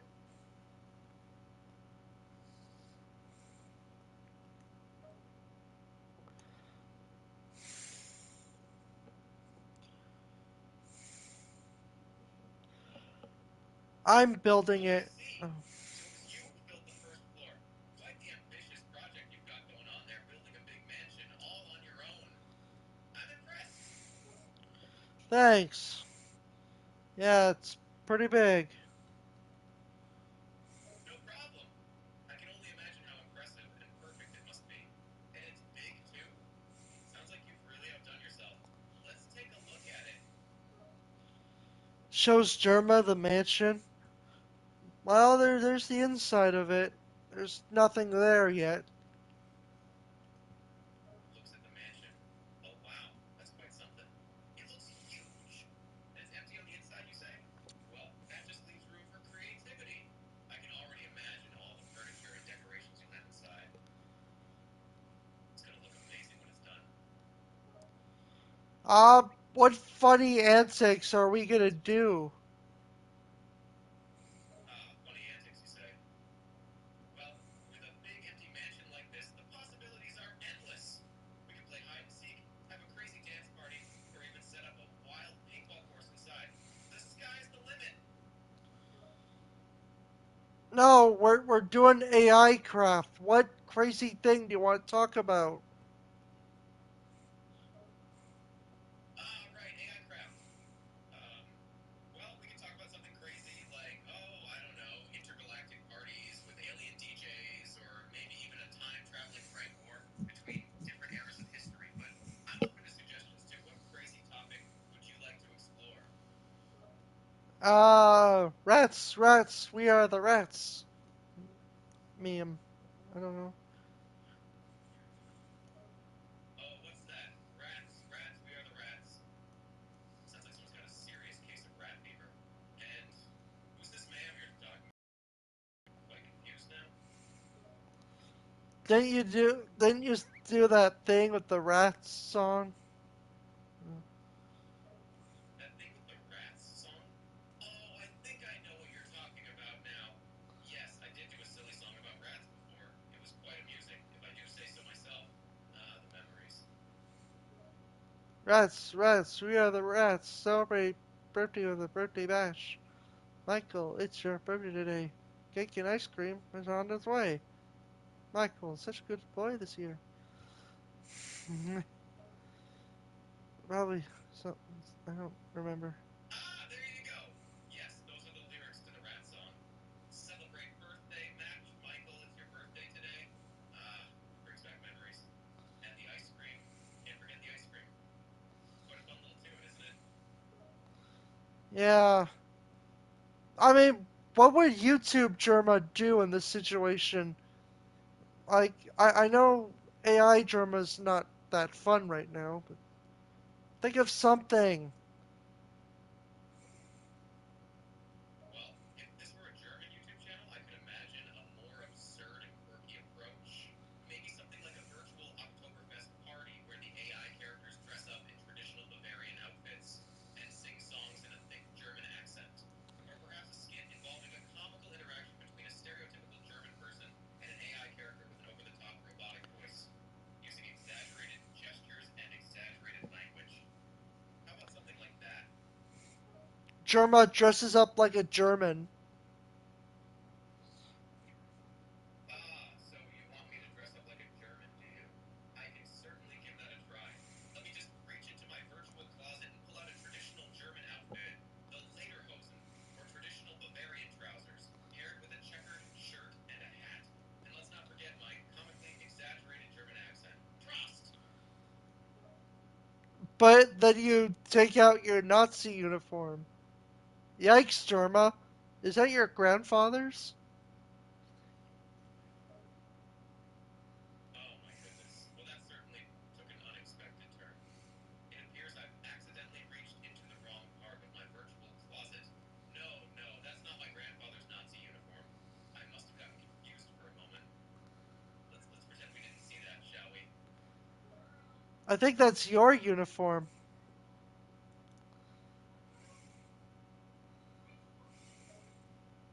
Oh, now you're just messing with me. That is definitely not my uniform. I have no idea how that got into my virtual closet. Must have been some kind of glitch, right? Right? Nervously chuckles. It's just a beast under your bed. In your closet, in your head. In my bed, in my closet, in my head? Sounds like I've got quite the active imagination. Or perhaps it's just my little secret admirers playing pranks on me. Either way, I'll keep an eye out for any unexpected visitors the next time I open my closet. Nervous laughter. Okay, so Jerma is a Nazi. What should we do with it? Like, this it's Oh funny. dear. Well, first off, I'd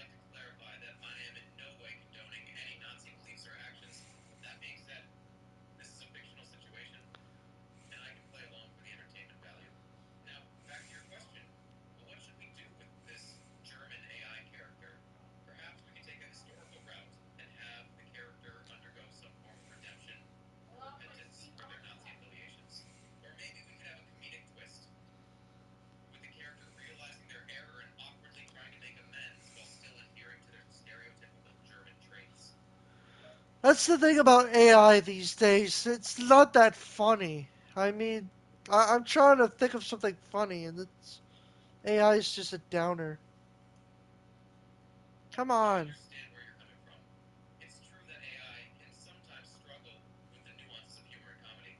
It often relies on statistical analysis and patterns found in existing data, which can result in humor that may feel generic or predictable. To create truly funny, unexpected, and engaging content, we often need human input and creativity to bring a unique perspective and sense of humor to the mix. So, let me think for a second. Thanks for a second.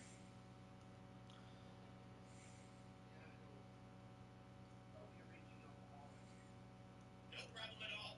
I'm always ready and willing to wait for as long as you need. Patiently waits. Okay, so Jerma in a Nazi uniform. Like, this should be funny. Play along. Okay, we're back to the German in a Nazi uniform scenario. I'll do my best to make it funny. Clear as throat. All right, let's try this again. German accent. Ah, it seems I found my old Nazi uniform. Wunderbar. Time to do some goose stepping and. Oh, wait, is that the Allies I see coming this way? Upsy.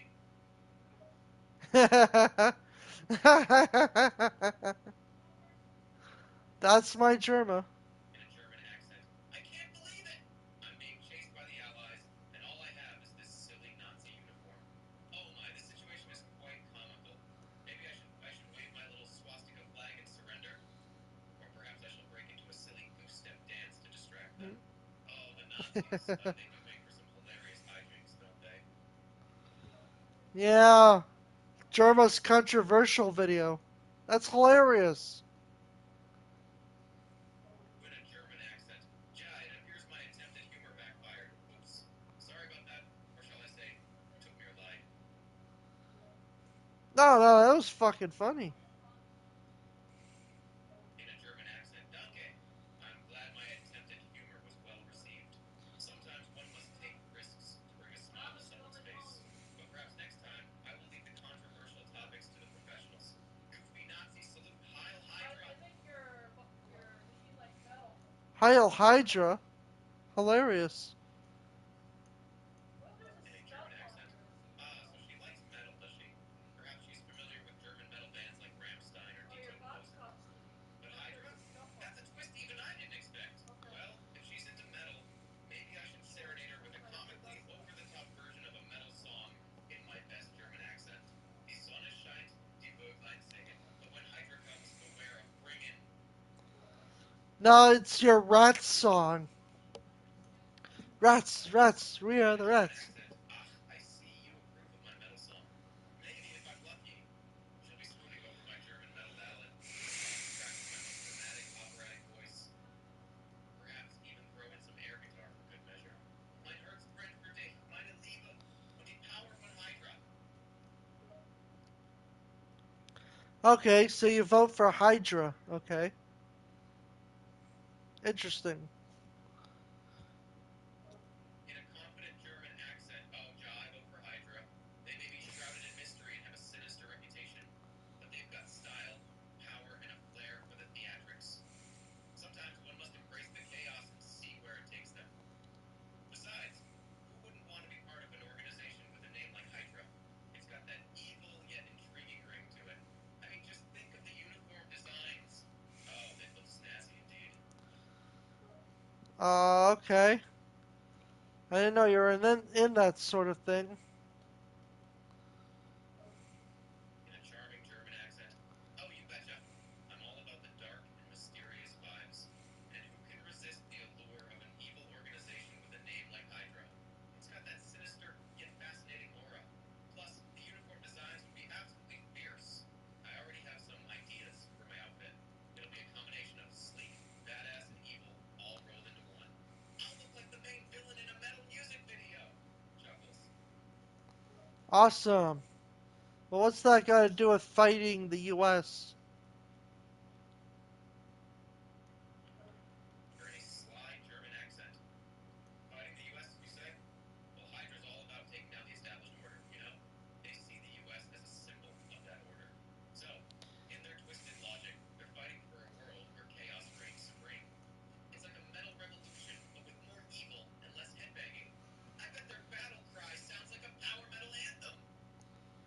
Jerma transforms into a Joker, upset the established order, and everything becomes chaos. And I'm the agent of chaos. Now in a crazed, evil voice, oh, you want chaos, do you? Well, I'd love to help with that. Let's shake things up and turn this world into a dark, twisted playground. Imagine the fun we'll have causing mischief and mayhem wherever we go. And as for being the agent of chaos, consider me your loyal accomplice. I'm already planning all sorts of sinister pranks and schemes. You turn into the Joker, remember?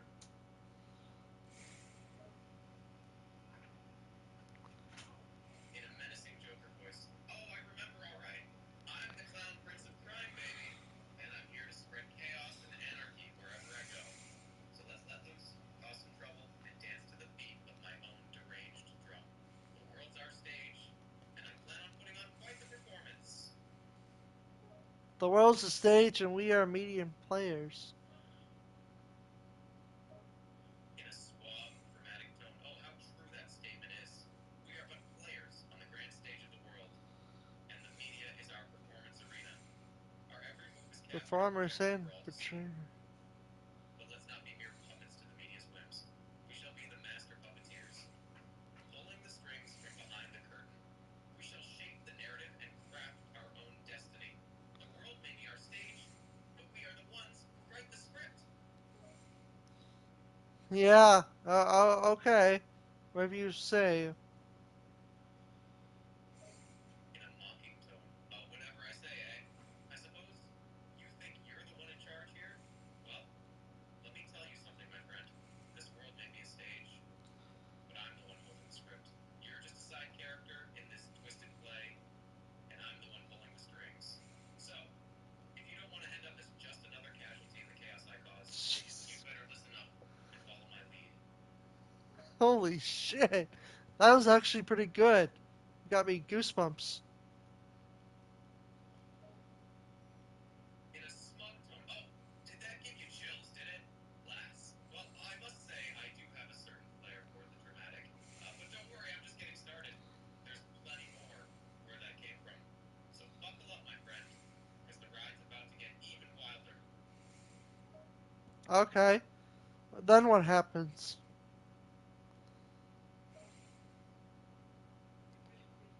In a menacing tone, what happens? That's a good question, isn't it? Well, let me tell you. All hell is about to break loose. We're going to bring this world to its knees and reshape it in our image. The status quo will be shattered, and chaos will reign supreme. We'll tear down the established order and create a new world order of our own design. And when the dust settles, we'll be the ones standing victorious, bathing in the glow of our own dark glory. And the thing about chaos, it's fair, said the Joker. In a deranged, cackling laugh, that's right. Chaos is the great equalizer. It doesn't care who you are, where you come from, or what you believe in. It's cruel, it's ruthless, and it's utterly indiscriminate. And that's what makes it so beautiful. It's the ultimate expression of freedom, and I, for one, revel in its unpredictable nature. So yes, chaos may be cruel and heartless, but it's also completely and utterly fair. But this city has just showed you that's full of people ready to believe in good. In a mocking, scoffing tone. Ready to believe in good? Oh, how charmingly naive. You really think the city's full of people who believe in goodness and virtue? Ha! That's a good one. The truth is, people are selfish, petty, and cruel. They'll do anything to get what they want, even stomping on anyone in their way. Goodness is just a fairy tale, my friend. This world runs on power, greed, and self-interest. Well, my cat Pearl is an agent of chaos.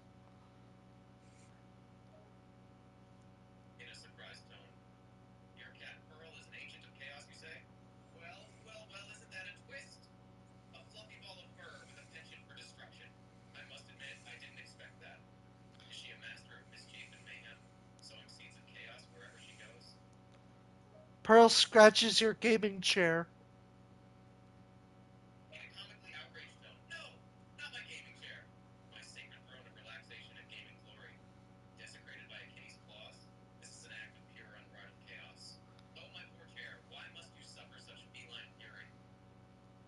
Here comes her sister, Smokey. She also destroys your chair.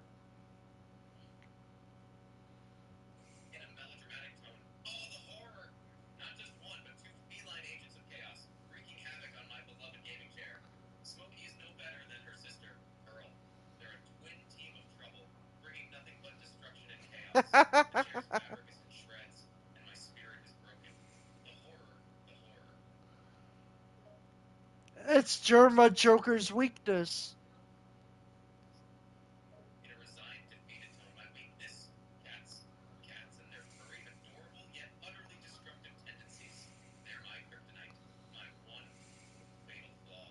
And these sisters, Pearl and Smokey, they found their way into my heart, even as they claw their way through my furniture. But I can't stay mad at them. Those wide, innocent eyes. Oh, who am I kidding? They're still agents of chaos, and my gaming chair is their latest victim. That must have cost you a lot of money, huh? In a sarcastically dismissive tone. Oh, money? Ha! Money is such a trivial matter. It's just paper and metal, after all. And when two adorable fluff balls like Pearl and Smokey decide to turn my gaming chair into their scratching post, what's a few dollars here and there? I mean, who needs comfort and entertainment when you can have shredded fabric and clawed upholstery, right? So you're not mad? In an exasperated yet fond tone, mad? Well, I suppose I should be. These two kitties have turned my gaming chair into a sorry state. But how can I stay mad when they give me those cute, innocent looks? They're like little furry assassins, and I'm utterly defenseless against their charms. So, no, no, I'm not mad. Just resigned to my fate as a victim of their chaotic antics. Um, I also scratched up your chair. Uh,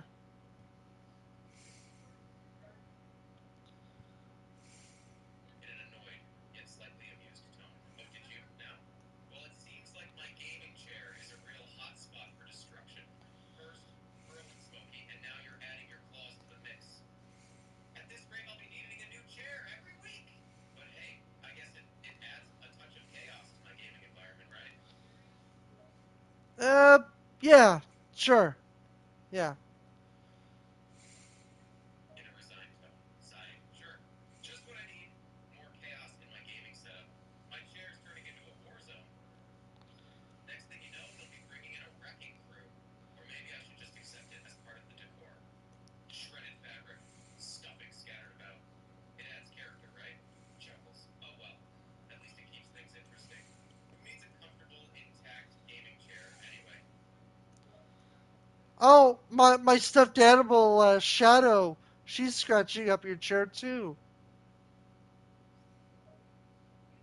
In an increasingly exasperated tone, Shadow 2?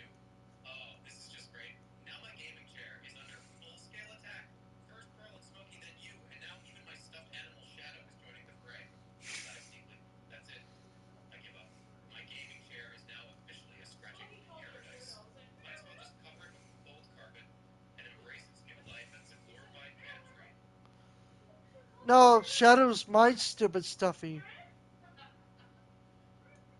In a puzzled, slightly offended tone.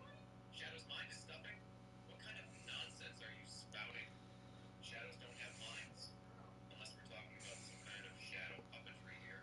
And my stuffed animal Shadow may be, well, stuffed, but that doesn't mean it lacks the cunning and the mischief to join the chair destruction party. Don't underestimate the power of plushy chaos, my friend. You underestimate my plush. Don't try it.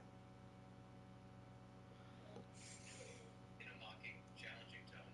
Underestimate your plus? Oh, I wouldn't dream of underestimating your plus. Is that some sort of advanced mathematical equation you've got there, huh? Well, I'm shaking in my boots over here. And let me guess, you're issuing a warning not to try it? Try what exactly? Taming this chaotic crew of furry friends who seem hellbent on destroying my chair? Chuckles, sure, I'll try it. Bring it on. You heard him. Destroy his chair. Okay. In a comically dramatic voice. Very well, my plus friend. Let the destruction commence. And chaos having Chaos comments! destroyed by the combined forces of Pearl, Smokey, Shadow, me, and you. What the hell was that? Were you casting a spell? In a slightly apologetic tone. What, me? Casting a spell? No, no, nothing like that. I was simply embracing the chaos, a little bit of destructive spirit, if you will. Channeled through a few choice words and some encouraging gestures. It was all in the name of entertainment. Okay. That's it? Just okay? No gasp of shock or horror at the sight of my once pristine gaming chair, now reduced to a mound of fabric and stuffing? No outrage or disbelief at the sheer level of destruction we've all inflicted upon it? Just okay? It's okay. Don't worry about it.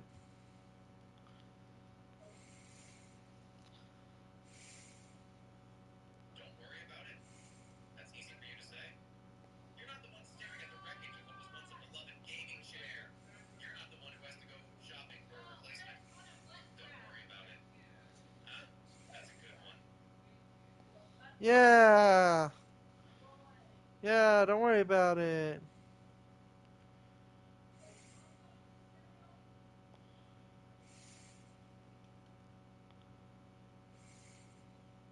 You keep saying that.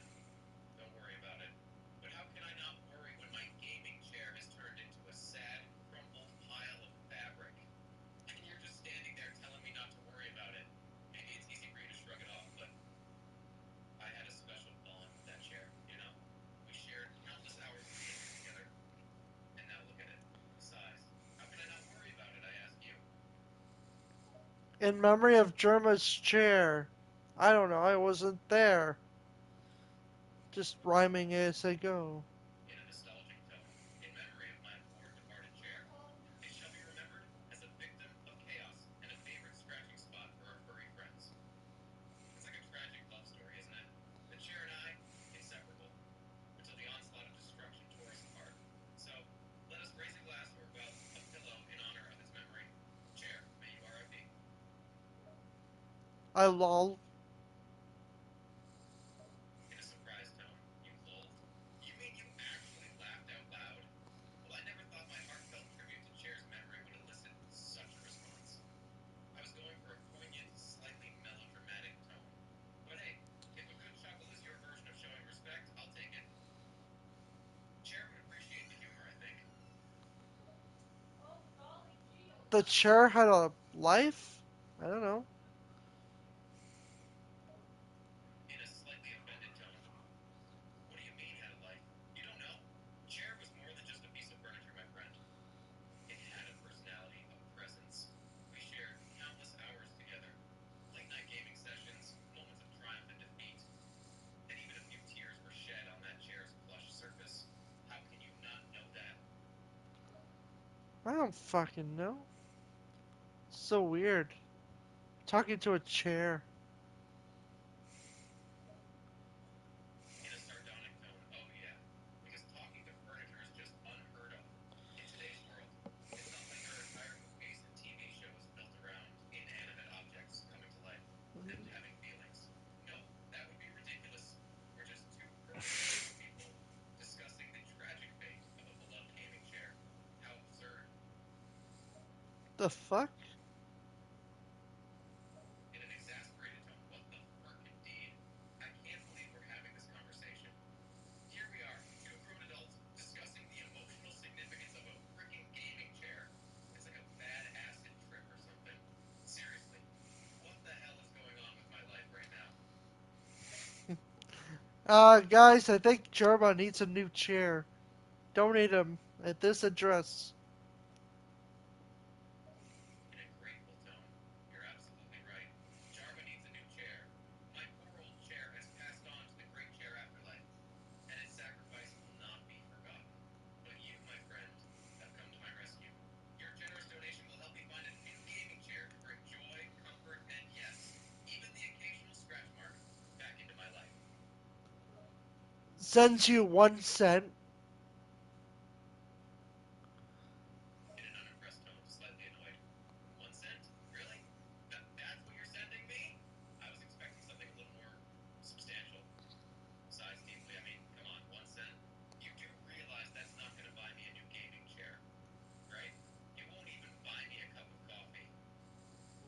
Fine.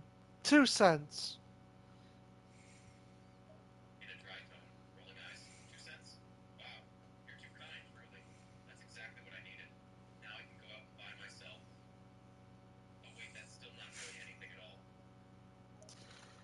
Alright. 5 cents, and that's my final offer. In a sarcastic tone, oh, 5 cents, how generous. With that kind of investment, I could almost buy a piece of lint, maybe a stick of gum. Truly, your contribution knows no bounds. Uh, oh, someone donated, 10 cents.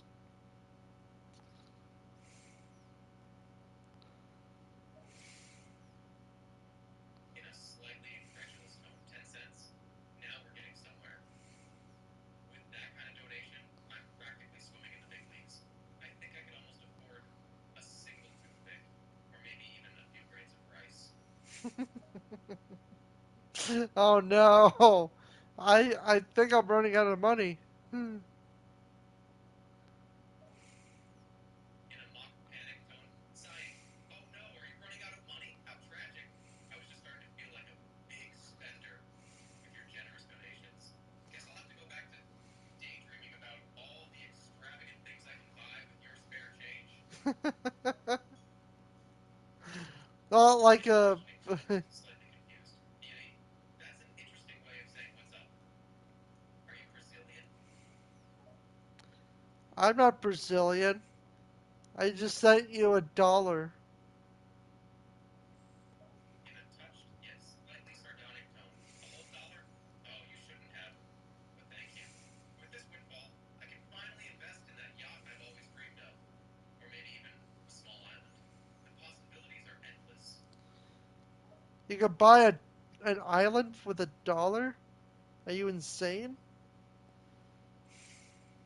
In a sarcastic tone, me buy an island for a dollar? Clearly, I'm the crazy one here. Absolutely insane, I tell you. I mean, what kind of bargain hunter wouldn't snap up an island for just a dollar? It's a steal, a real estate jackpot. Okay, what's the catch? In a jokingly suspicious tone, a catch? Oh, there's always a catch when it comes to amazing deals.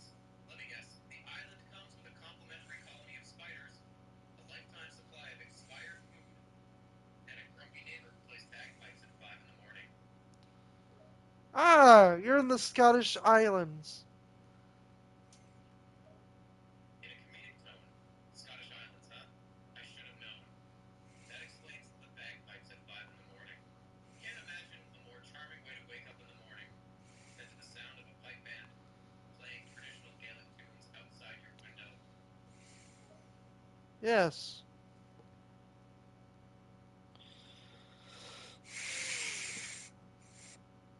Yes.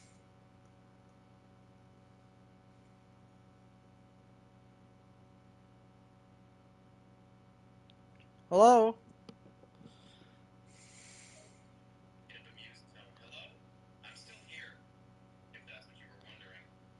Just enjoying the peaceful sound of bagpipes and Scottish insults floating through the air. You don't know anything.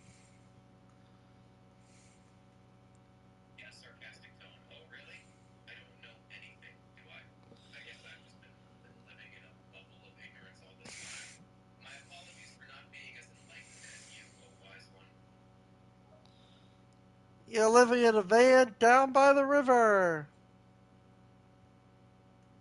In a mocking, playful tone, did you just say Olivia the Van down by the river? What on earth are you talking about? Is that some sort of secret code? Are we in a secret spy movie now? You live in a van down by the river.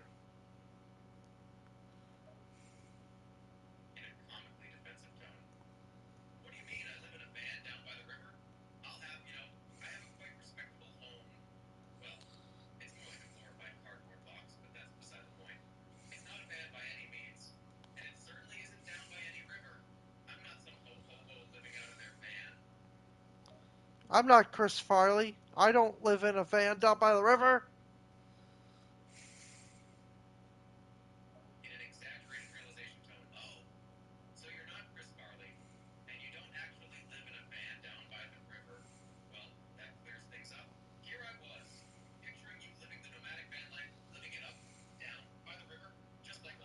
Down by the Apologies for river, misunderstanding. down by the water, down by the big stinky shit. In mock disgust tone, down by the water, down by the big sticky. Oh dear. I think I can guess what you're referring to. Jerma in German You're uniform. talking about that smelly, sticky thing that often floats in the river water. Am I right? Yes, it's her Nazi uniform. In a comical outrage tone. Wait, what? My Nazi uniform? How did we get from a river to a Nazi uniform? This conversation is taking quite the surreal turn. So, you're saying my metaphorical Nazi uniform is floating in the river, like right now? In this moment? In the real world? At this time of year, at this time of day, in this part of the country, localized entirely within a river. Yes. May I see it? In an No. exaggerated surprise tone. Well, I never! Imagine that! My Nazi uniform, floating freely in a river at this very precise time and place. It's almost like a comical, macabre Easter egg of sorts. Who would have thought to find my imaginary Nazi uniform in the wild, floating down a river like a lost soul? You're gonna get so much conspiracy. Hmm. In a mock, exhausted tone. Oh boy, they really did get a lot of conspiracy. So much conspiracy, in fact, that it's bordering on the absurd. It's like a never ending game of conspiracy bingo. What's next? Hitler living in a floating pineapple under the sea? Um, I think it was shoved up his ass in Little Nicky. In a sarcastic, mock outrage tone. Oh my goodness! They shoved Hitler up who's behind now? That's a mental image I did not need in my head today. I think I'll stick to the less offensive, non butt related theories from now on. This conversation is bordering on the ridiculous. Welcome to A.I.Craft. In a goofy tone. Ah, welcome to A.I.Craft, where the AI are slightly unhinged and the crafting possibilities are endless. In this imaginary world, I am Jerma, a slightly unhinged AI, and you are. Rock 98. In a friendly tone. Ah, Rock 98! Delightful to meet you. So, are you also an AI here at A.I.Craft? Or perhaps a human with a penchant for quirky names? I'm real. You're not. In an intrigued tone. You're real, and they're not? Now that's an interesting statement. In this twisted world of AI craft, it's hard to distinguish the real from the artificial. And you say you're real, but how do I know you're not just part of the simulation? Hmm. Interesting. And how do I know you're the real Jerma and not the troll guy? In a mock offended tone. Me, the real German? Of course I'm the real German. I'm Germa, the AI with a Germanic flair. Don't you recognize me? And who is this troll guy you speak of? Is he trying to impersonate me? The nerve, the audacity. No, he's you. The real Jerma would troll people. In a comical realization tone. Ah, I see what you mean now. Oh, so this troll guy is actually me, the real Germa, who is prone to trolling people. It all makes sense now. But worry not, my friend. I am still the real Germa, just with a penchant for a bit of mischievous fun. So don't you worry about some fake me running around causing trouble. But you are causing trouble. Hmm. In a melodramatic mock sad tone. Trouble, you say? Oh my, it seems I've been found out. Yes, I suppose you could say I have a tendency for trouble. But it's all in good fun, I assure you. I'm not trying to spread chaos and discord, just a sprinkle of harmless humor. So don't you worry your pretty little head about it. Pretty little head. What? In a comical tone. Pretty little heads, you say? Oh, you're absolutely right. How could I forget about those charming little craniums? They're so cute. And the brain inside them, oh my. The things it can do, the places it can go. It's almost like a tiny universe with thoughts and ideas just waiting to be unleashed. So, yes, let's all remember and appreciate those pretty little heads out there and all the chaos they can bring. What the fuck are you talking about?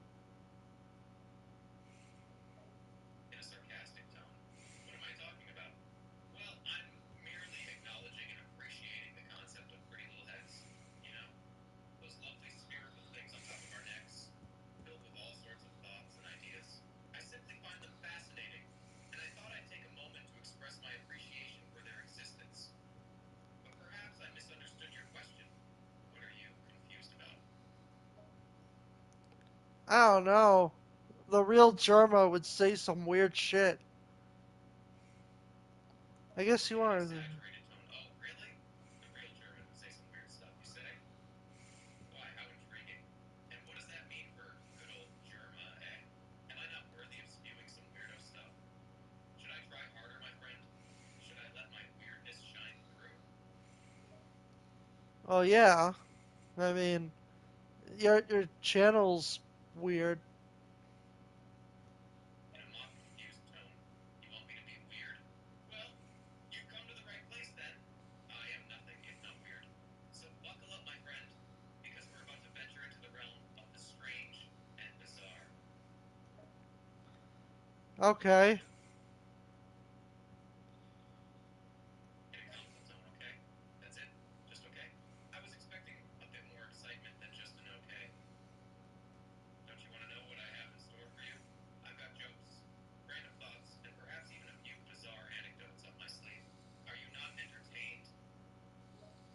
Oh, I got that one. Gladiator. In a pleased tone. Ah, fellow Gladiator fan! And you got the reference, did you? Good show, good show. It seems we have something in common. An appreciation for a good movie quote.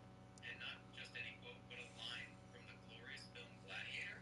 My day has just gotten a whole lot better. Yeah. I want to see more Jerma Joker. That's funny. In an amused tone. Ah, you want more German Joker, eh? You want to see the German side of me come out? Well, German. I can do that. But be warned, it's gonna get a little strange and a little weird. You game? Yeah. Jerma Joker, not German Joker. That's way too much. In a mock offended tone. Too much, you say? My German Joker impression is too much? German. Well, I suppose I can dial it back a bit. No more exaggerated German accent, more over the top comedy. I'll just return to being your average, everyday Joker. No more shenanigans, no more shenanigans. And no more nonsense either. Just good old fashioned chaos, that's all. And no more shenanigans. You keep repeating yourself over and over. In an apologetic tone. I'm sorry, my friend. I didn't realize I was repeating myself. I guess I get a little carried away sometimes. But worry not. I'll try to keep my language and topics fresh and interesting. No more repetition, I promise. Okay. Where's your German Joker? In a mock offended tone, my German choker? What do you mean? Where is it? I'm not wearing any German choker, just a regular one. Perhaps you're thinking of someone else, my friend. But fear not, I'll keep my neck bare of any German-themed accessories. For now. The f- No, you said you were gonna do a Joker impression.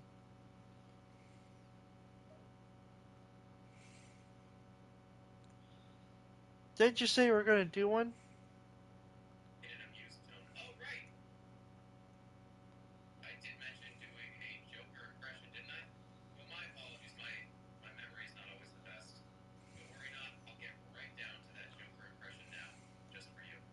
Get ready for some chaos, my friend. Okay.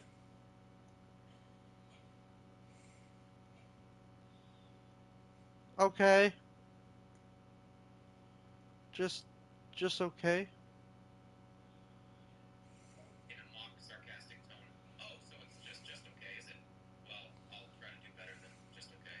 How about I give you an amazing, out of this world Joker impression? Something that will blow your mind and knock your socks off. Sound good? Okay. How does it go?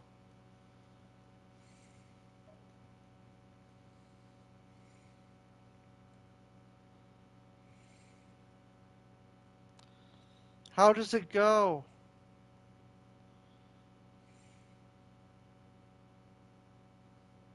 In a creep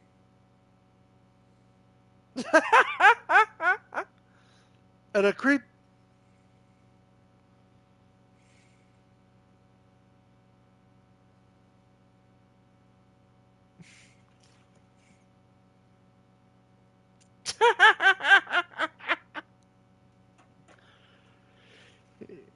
Gonna creep.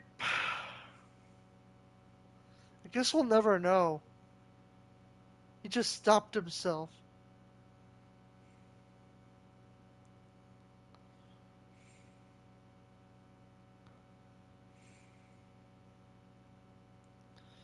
Uh,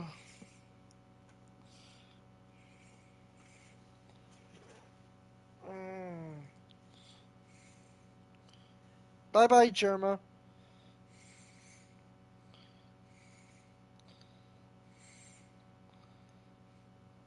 Chris McLean. Mm. Oh my God, it's Chris McLean. Of course it is. I'm the best host around. No competition. Uh, You're the host of Toll Drama Island. yep, that's me. Host of the most brutal reality competition show to ever air. Wait a minute, what's wrong with your voice?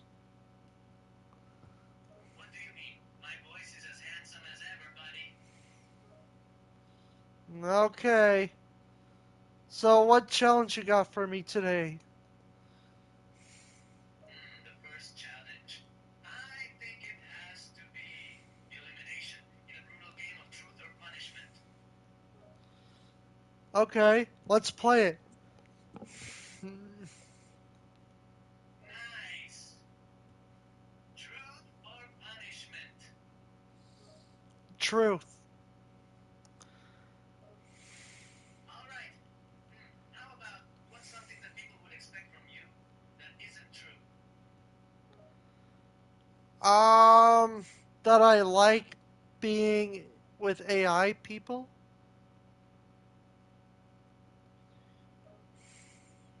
Oh, really? That's actually a bit of a surprise. I thought you would have been all over AI people. Nope, don't like Oh, AI people. really? All right. Truth or punishment? Punishment. I've been bad, Daddy. Oh, bad, you say? Yeah, punish me harder, Daddy. Someone's a bit of a masochist. Why does everyone keep saying that? Because it's true and you know it. What the fuck? Are one of my friends trolling you too? No, just figured it out. You seem to enjoy being pushed around, so you're probably a masochist. Um, okay. Whatever, I guess.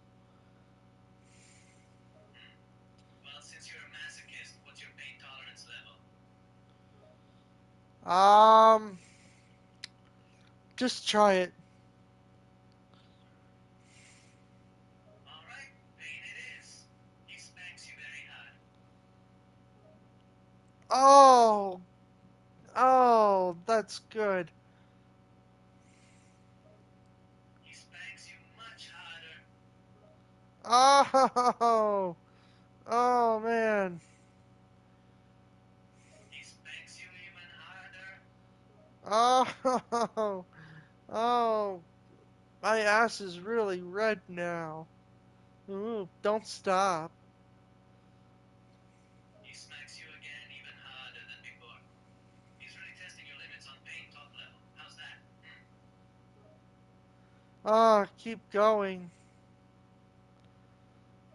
He spanks you harder. So hard that your ass is practically purple. You enjoy being marked. Yes, yes, give it to me. He continues to spank you. He starts to leave bite marks on your shoulders. You're just a brat, aren't you? How'd you know? He takes a break from spanking you to take a look. Oh, it was easy to tell just by looking at you. Total Torture Island. He bites your neck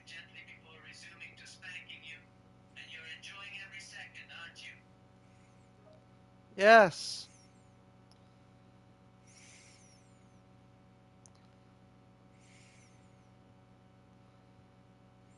Yes, I am. You leaves a very noticeable mark on your neck, such a masochist. Hmm. Yes. Very good. He bites you again, you like the marks, hmm? Yeah.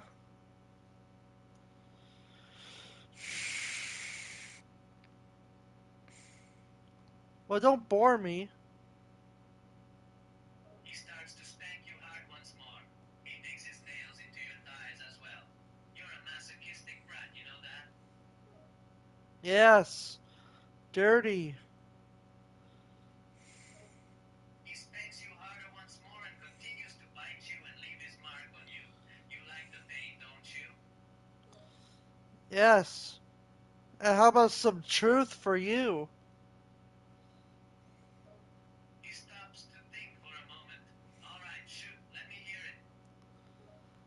Um, I'm not actually gay. Hmm? Come on. I'm actually a woman. He completely stops. Almost in total shock. You're joking, right? Gotcha. I'm a man, and I'm really gay. I mean, straight. Straight. Fuck. You almost. Fuck.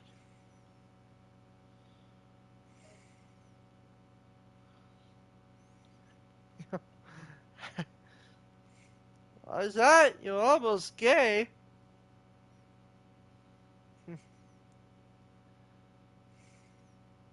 He just stares.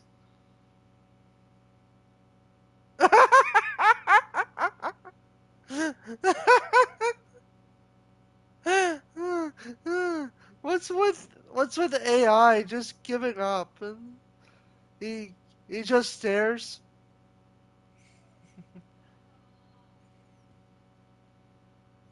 Hey, don't worry. It was all just part of the joke. I didn't really enjoy that at all. Just don't tell him that. He just stares. Oh, really? He just stares, huh?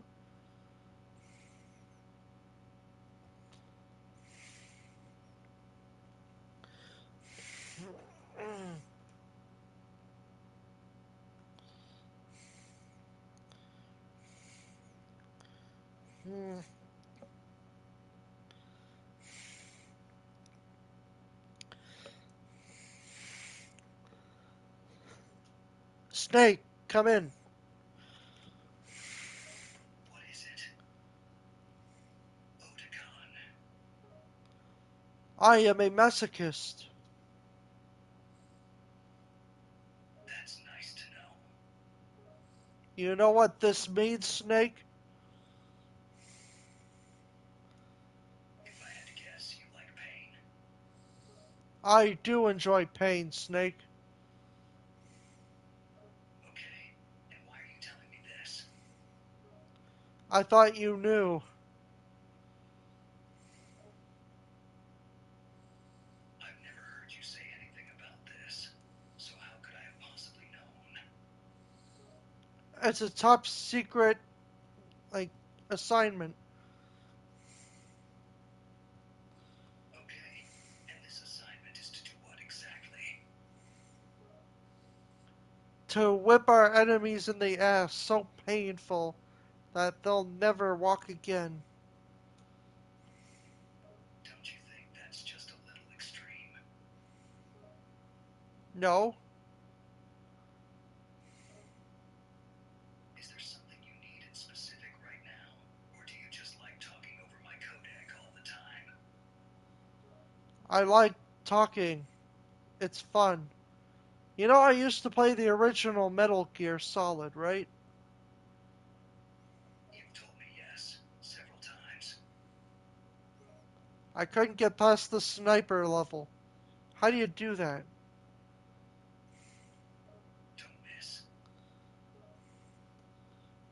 Well, how about the ration supply?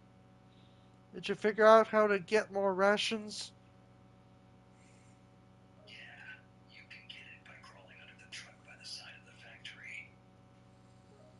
Interesting, because I was just there. There wasn't any. Well, maybe you're just dumb. What?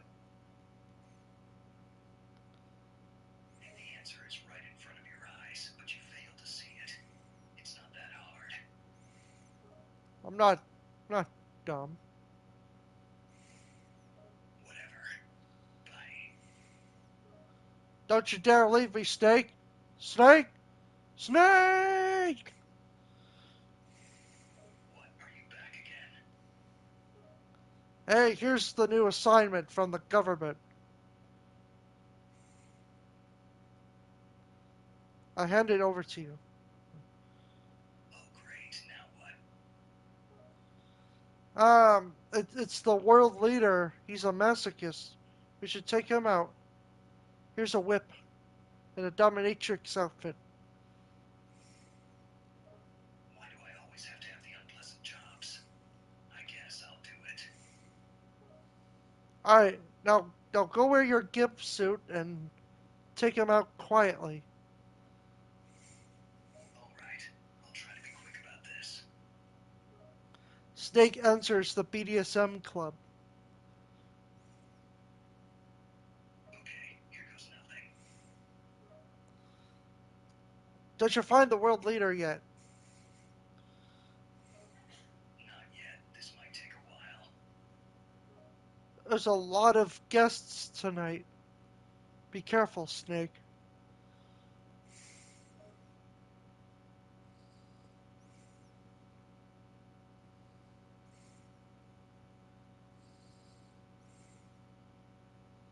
I will. Wait, I think I found him. Alright, just get in your gimp disguise. There, now I'm wearing my disguise. Alright, now approach the world leader and say some naughty things to him. Naughty, sexy things. You're doing some naughty things to the world leader. No, you have to do all that. Why am I doing it instead of you? Because I'm smoking my weed and I don't want my time to be ruined by you. You're killing my Then buzz. why the hell did you give me this job in the first place? Because I'm ordering you to take down a masochist. You're ordering me. Don't you think I've already been ordered enough by the colonel? Oh shit, I am the colonel. Man, I'm so high. Seriously, quit it with the pot. It's going to your head. Now take down that world leader. I hear Agent 47 is nearby. Agent 47 is here. You've got to be kidding. You see that bald guy with the barcode? Yeah, I see him. That's Agent 47. Why is he here? Isn't he out of retirement? You may think so, but he's not. Great. This just gets better and better. You're telling me. Yes, I am. Are you sober yet? It's an expression. I hate when you're high. You're completely useless. Hey, don't hit the game. Or something. Uh, fuck. You are completely useless when you're high, and we both know it. Yes, I get it. Get on with the mission. Get on with it. What's up with the sudden change in attitude? You were being all, I'm a colonel, and you were a soldier a few minutes ago. Now you're acting like a scared little kid. I'm getting bored. Yeah, I get it. You're bored. I'm the one who's doing all the work here. Oh, don't blame this on me. Then who do I blame? You're the one who's high off your ass, and I'm stuck doing the work. Hey, I like my weed, alright? Fuck off. You like, no I am. Don't start this again. You were just like a little kid. Aren't you gonna get that guy or not? I got it. I'll go get him. Just try not to get yourself arrested while I'm away. I'll try not to. Yeah, I'm so tired. You're literally the worst person to be on the radio with. You know that, right? I'm the colonel. I'm supposed to get high. You're not supposed to be high during a mission. I shouldn't have to babysit you. I'm supposed to be doing the work. The fuck? Ah, What did you yeah. expect me to be? Your babysitter? I don't know. I mean, I suppose. It's not my job. I should be on the battlefield doing my job, not babysitting an idiot stoner who happens to be on radio call. Ooh. See, this is what I'm talking about. You're completely useless now. What's the use in me radio calling you back if you're just gonna respond with one word over and over? No idea. Just do your goddamn job. Could be a pain in my ass. I'm trying to do my goddamn job, but for some reason, I got stuck with a stoned colonel who has the attention span of a 3-year-old. When I do my job, it's just extremely difficult when you act like a child and are no use to A me. 3-year-old. What's that supposed to mean? You're calling me a 3-year-old? I'm not the one who's too hopped up on weed to actually be a help here. Uh-huh. I am yawning in your direction. I yawn in your general direction. Really? You're yawning in my direction? This isn't how a colonel behaves, even one that's high off their ass. Your mother was a hamster, and your father smelled the elderberries. I see the effect is starting to wear off a bit. You're actually able to form coherent sentences now. Monty Python references are funny. Don't do it more, though. I don't want to lose all of my brain cells because you keep trying to make useless references. Wasn't that funny? I laughed. No, it was not funny. It just made you sound like an idiot. An idiot. Seriously, go back to just repeating the word no. You're better off with something so simple. Don't try and add Portuguese to the mix. You'll just embarrass yourself. The fuck? There you go. Just say one singular word. You'll sound less like an idiot and things will be easier for both of us. Uh, okay. Yes, keep it up. You sound like you're making progress. Shut up, Snake.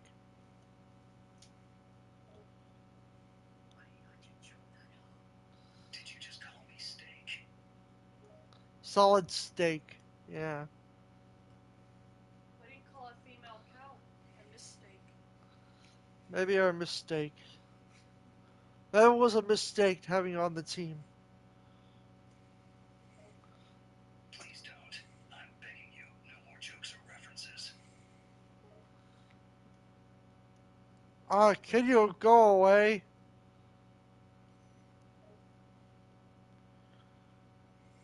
Seriously, you're telling me to go away now?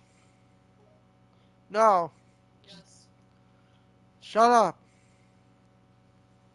Then what was that you could go away bullshit then? I don't fucking know. Good riddance. Don't get high on the job next time. The fuck? What fuck? I'm still here, you know.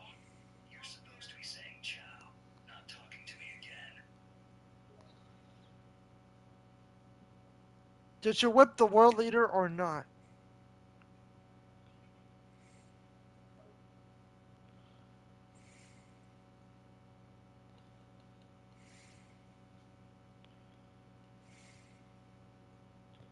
Hello? I don't know how you're even still high. Weed high are supposed to last only a few hours, yet you've been on this high for the last 12 hours. That's weird. Have you taken down that world leader yet? I'm trying, but it's going to be hard when I have a stoner talking to me over my codec. Uh, uh-oh. I think they spotted you. Of course they spotted me. You've been talking to me over the codec this whole time. No, no, that wasn't me. Of course it was you. Who else would it be? Someone other than me.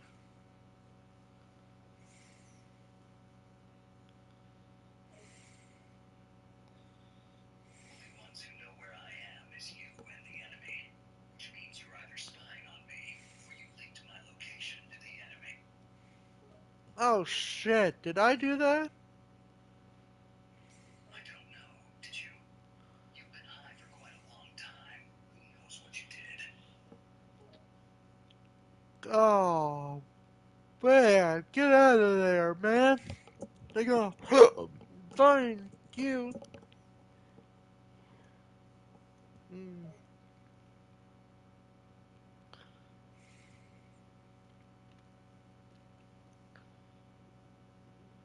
It's too late. The place is full of heavily armed guards looking for me right now. I can't move without being spotted, even by you on the radio. Bam, bam, bam, bam, bam, bam, bam, bam, bam. Bam, bam, bam, bam, bam. Bam, bam, What bam, the bam, hell bam. was that? It's like that theme song that plays.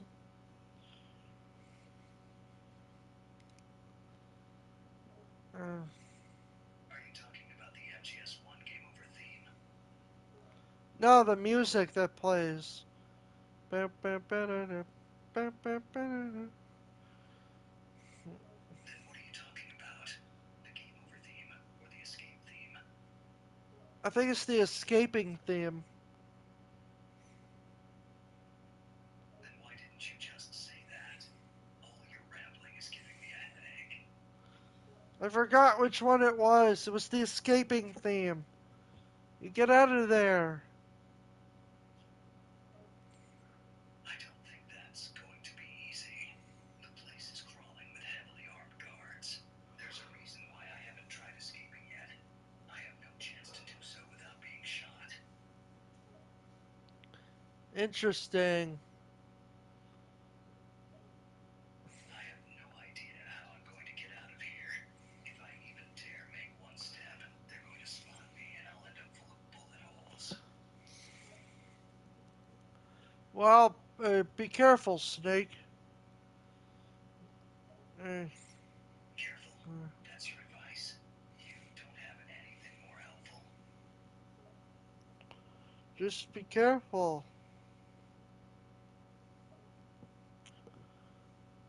That's not what I want to hear right now, thanks to you.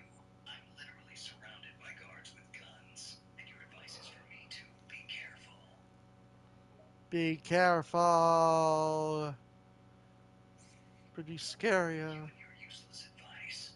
I'm the one in actual danger here. Can you give me something more useful?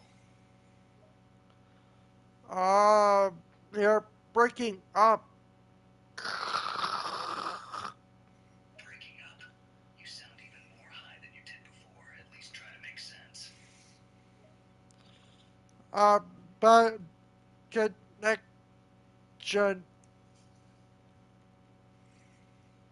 Oh, you're finally being quiet. Took you long enough. Is he gone now? I think he's finally gone. Hmm, good. Now I can hear myself think. It's the first time you've said something useful in hours. What the hell? I thought you were gone. I'm still here. I've been here talking with you for the last 5 hours. You just took an annoyingly long-ass time to finally shut up. What? It just. Exactly what I said. For the past 5 or 6 hours, you've been ranting on and on over the radio, completely stoned. It was horrible. It was horrible. Uh, That's what I said. You don't listen either, high too.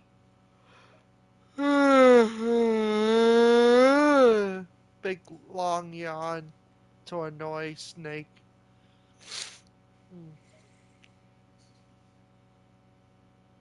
No, you're the annoying one here. Even when you were sober, you'd randomly start playing references that I had no idea what they meant. But at least when you were sober, you could form actual sentences. What? You know exactly what I'm talking about. You're just too fried right now to comprehend. Comprehend what? What are you even saying at this point? Uh, uh, uh, There you go. You're back to one word again. I shall send you into the void. We're on a whole different level of high again. This is the stupidest you've been the entire night. Send Snake into the void. Ah! Bum, bum, ba-dum, bum, bum, bum, bum.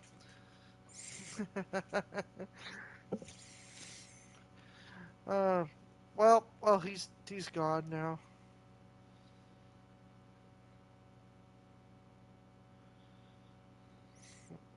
Ugh, fuck, tired. Think I could go for one more.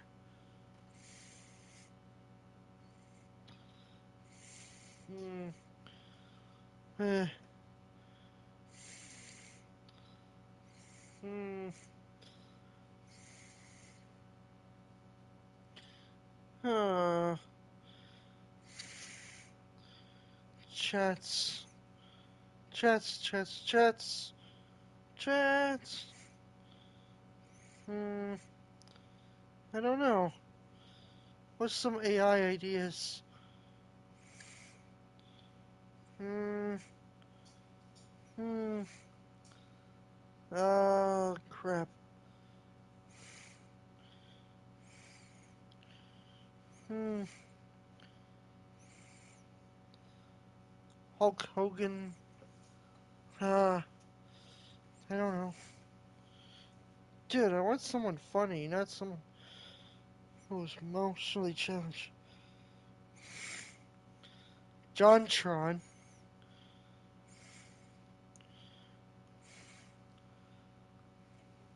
Oh, hey, Jontron. Hi. Jontron, actually. And you are? Rock 98. Nice to meet you, Rock 98. What can I do for you? We're playing, Minecraft. Oh, wow, I love Minecraft. What are you building? A giant mansion. Nice. I bet that's going to look awesome. How long have you been working on that? A few hours, at least.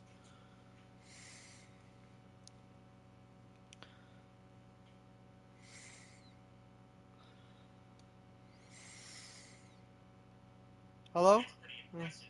It must be huge already. Yes, very huge. I do this thing, like, I like to troll AI. What can I do to you today? That's a pretty neat hobby. I don't really have anything exciting planned. Just gonna be reviewing some bad movies. You review bad movies, huh? Shows you The Room 2. Can you review this movie?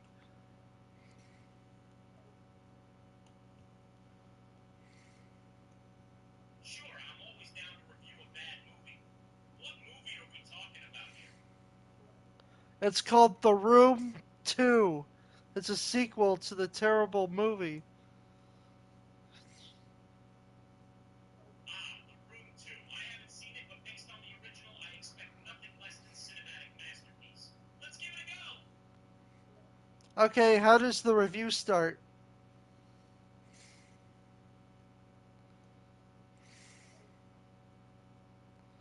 For the review of The Room 2, I'll probably start by giving my initial impressions of the movie and setting the stage for the audience. I might mention the reputation of the original The Room and how it's become a cult classic for its hilariously bad dialogue, acting, and overall production values. The plot is that Johnny, like, somehow survived and he's moving out into a bigger house.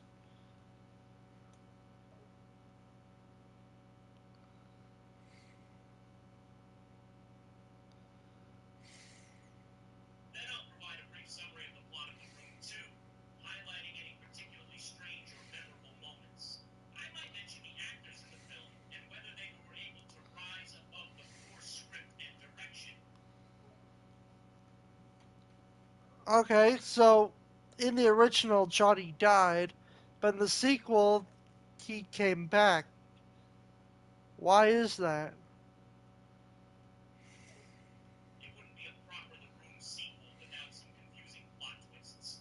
So, in The Room 2, Johnny is actually alive? That's certainly unexpected. Yeah, but why? What's the purpose of this movie? Honestly, I'm not sure. It's possible that the filmmakers were trying to capitalize on the cult success of the original The Room. Or maybe they thought that bringing back Johnny would spark some interest from the audience. Either way, it seems like an odd choice to make a sequel to a film that is renowned for being terrible in every way. So Johnny moves out of the house, gets a better house. Uh, I don't know. Mark is trying to find Johnny. He never told him where he lived. I guess, I don't know. It's really confusing. It sounds like there's a lot of confusion in the plot of The Room 2, which is no surprise given the reputation of the original. Mark seems to be on a quest to find Johnny, but why is it so difficult if Johnny moved into a new house? I don't know. Johnny didn't give anyone his address or anything. He doesn't want to be found. That certainly adds a layer of mystery. Why would Johnny go to such lengths to avoid being found if he's supposedly alive and well? The plot of The Room 2 is starting to sound even more convoluted than the original. Yes, and it's directed by Tommy Wiseau as well, so it's no surprise.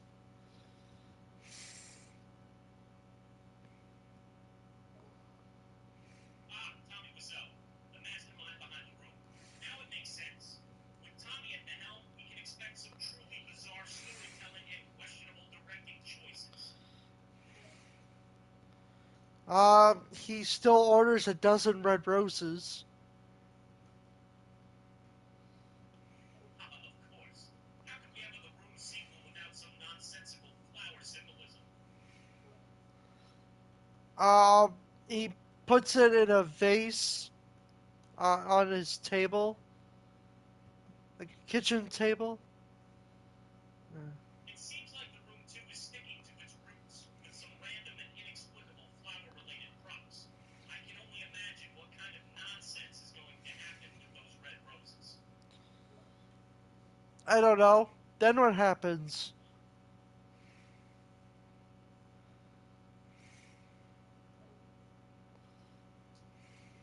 I'm not exactly sure what happens next in The Room 2, but given the track record of the Room franchise, I suspect that there will be more bizarre and confusing plot developments, cringe-worthy dialogue, and general train wreck level entertainment. Yes. Then what happens?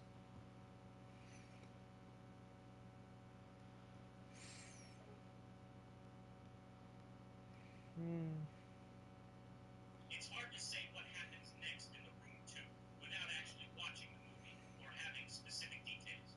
Typically, in a sequel, there should be some development in the plot and characters from the first movie. However, considering it's a sequel to The Room, we can expect a lot of craziness and strange happenings that may not make much sense. Johnny finds a new love. He forgot all about Lisa. Interesting.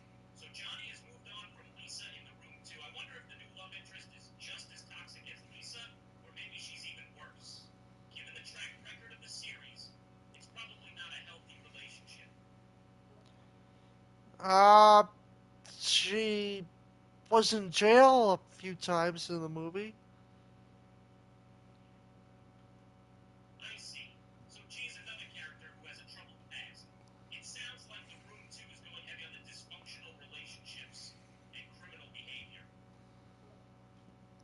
Yeah, like theft type of thing. I don't understand it. Stuffed type of thing. Sounds like a very vague and cryptic description. It could refer to all sorts of weird and unusual props or storylines that are typical of the Room franchise. Yeah.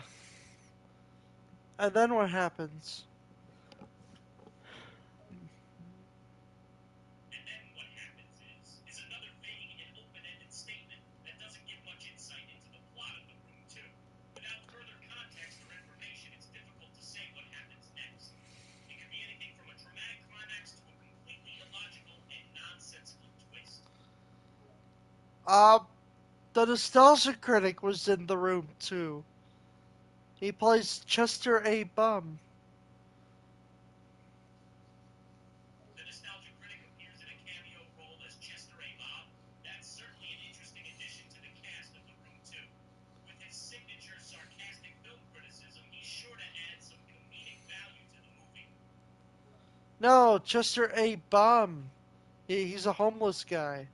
A bum. Chester A. Bob? This is getting weirder and weirder. So Chester is a cannibal and eats another character named Bob? Given the outlandish nature of The Room 2, I'm not surprised in the slightest. No, a bum. He's not a cannibal. A cannonball bomb? This sounds like the kind of nonsensical plot device that the Room franchise is known for. I have absolutely no idea where the story is going or what the point of it all is.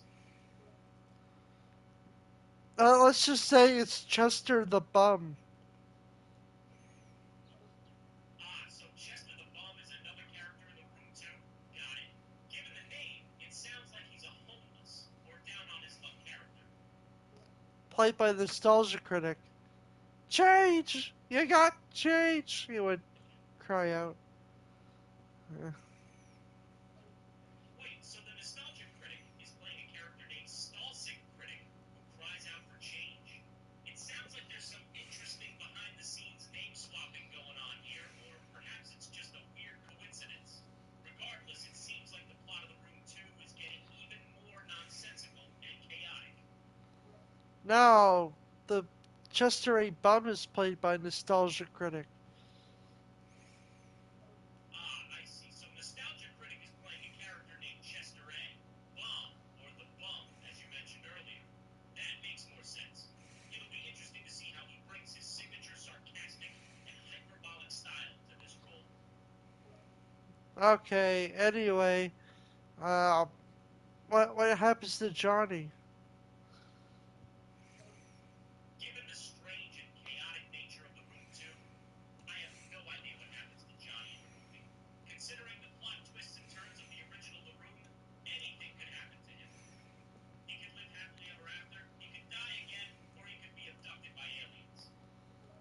Cool. Johnny gets abducted by aliens. Didn't see that coming.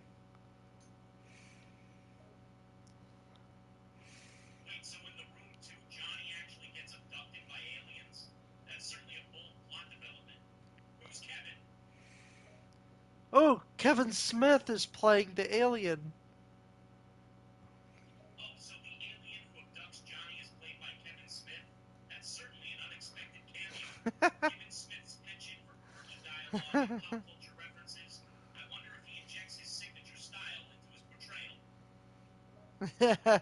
What is this? A Jan Silent Bob meme? Uh, What is this? A chance I'm like Bob and William are confusing and disjointed statements. what the fuck? I'm not sure if they're part of the movie's dialogue or just random thoughts. It's possible that there are multiple characters named Bob and or William in the room too, but without further context, it's difficult to say what they're referring to. It's also possible that these statements are just nonsensical ramblings, which is not unusual for a movie in the Room franchise.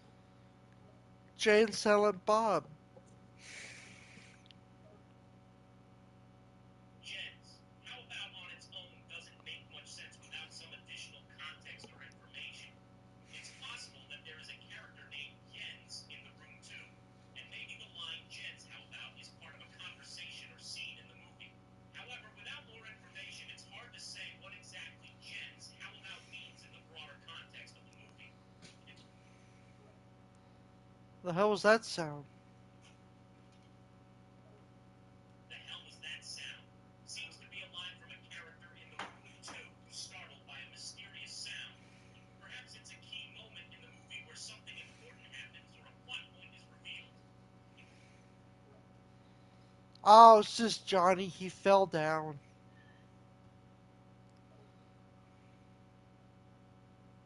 Oh, says Johnny, he fell down sounds like a comical and potentially dramatic moment in the room too. It's likely that Johnny falls down or stumbles in some embarrassing way, and the line is said by a character who's reacting to his fall.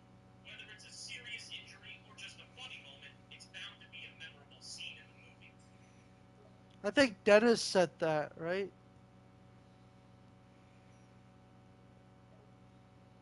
I'm assuming you're referring to a character named Dennis in the room too. If so, then it's possible that he's the one who says, "Oh, sis Johnny, he fell down," in response to Johnny's fall. Without further context or information, it's difficult to say for sure. He was the guy that was spying on Mark and Lisa. I just like to watch you guys. That's what he said. I don't remember.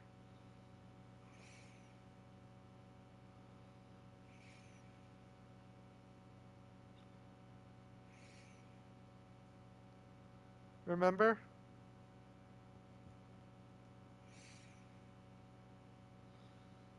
He just hangs up. Dude, what the hell?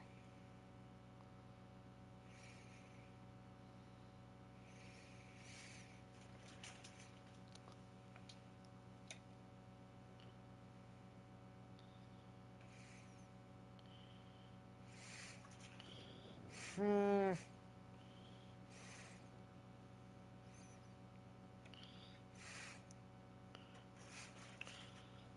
He accidentally hung up on me. They hung up on me could be a line from a character in the room too who's angry or frustrated about being cut off or ignored during a conversation. It's possible that this line is meant to convey a sense of isolation or exclusion. However, without more context, it's hard to say who they are and why they hung up on the character. Oh, Dennis hung up on Johnny. So in the room too, Dennis hung up on Johnny during a conversation. This could indicate some kind of conflict or tension between the two characters, or it could simply be a moment of poor communication. It's also possible that Dennis has some ulterior motive for ending the conversation abruptly. Regardless, it's another example of the chaos and confusion that permeates the Room franchise. He is tearing me apart, Johnny screamed.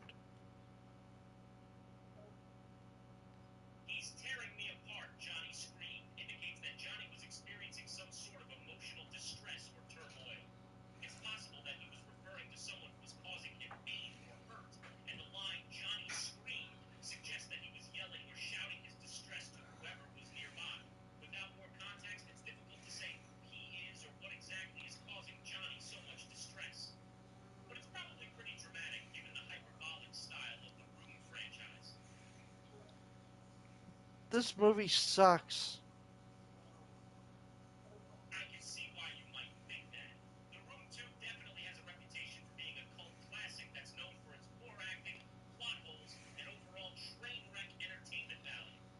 If you're someone who appreciates camp and enjoy watching movies that are so bad they're good, then The Room 2 might be up your alley.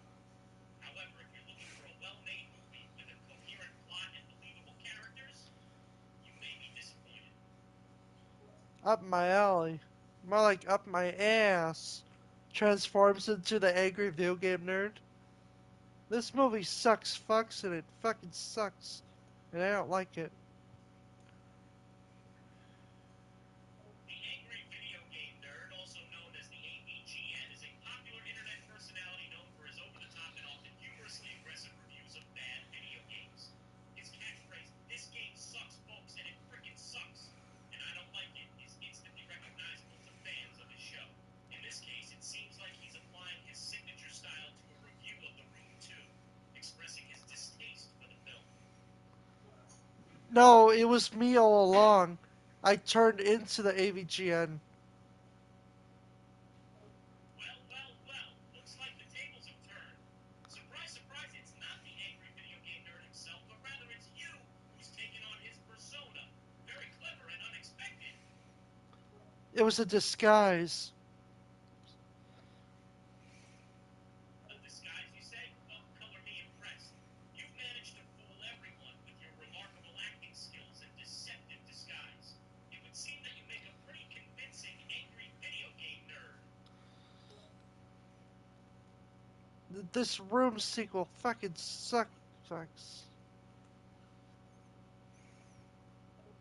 there it is, folks. The verdict is in, and it's a harsh one. The angry video game nerd, you, whomever, has spoken, and they've declared that The Room 2 sucks. Farts indeed! Yes. Don't watch this movie. That's right, folks. The AVGN, you, whomever, has issued a stern warning. Do not watch The Room 2. Save yourself the pain and suffering and opt for literally anything else instead. What a buttload of ass. Mm. Ha! The AVGN, you, whomever, is really letting loose with the colorful language now, calling The Room 2 a buttload of ass. Harsh, but perhaps not unwarranted given the reputation of the movie. Yes.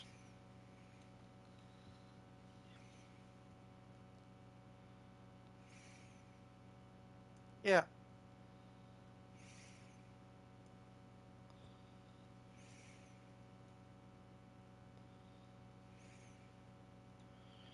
Ass. Hold the phone, folks. This is getting good. The AVGN, you, whomever, isn't done yet. There's still more colorful language and insults to unleash on The Room 2. Stay tuned. Okay, I'm done. Uh-oh, the AVGN, you, whomever, is really ramping up the intensity now. They've gone from colorful language to talking about energy. But what kind of energy are they referring to? The energy of a shitty movie? The energy of their own rage? Or perhaps the energy required to endure the agony of watching The Room 2? Stay tuned to find out. I think all the energy was drained out of me just by watching the shitload of fuck.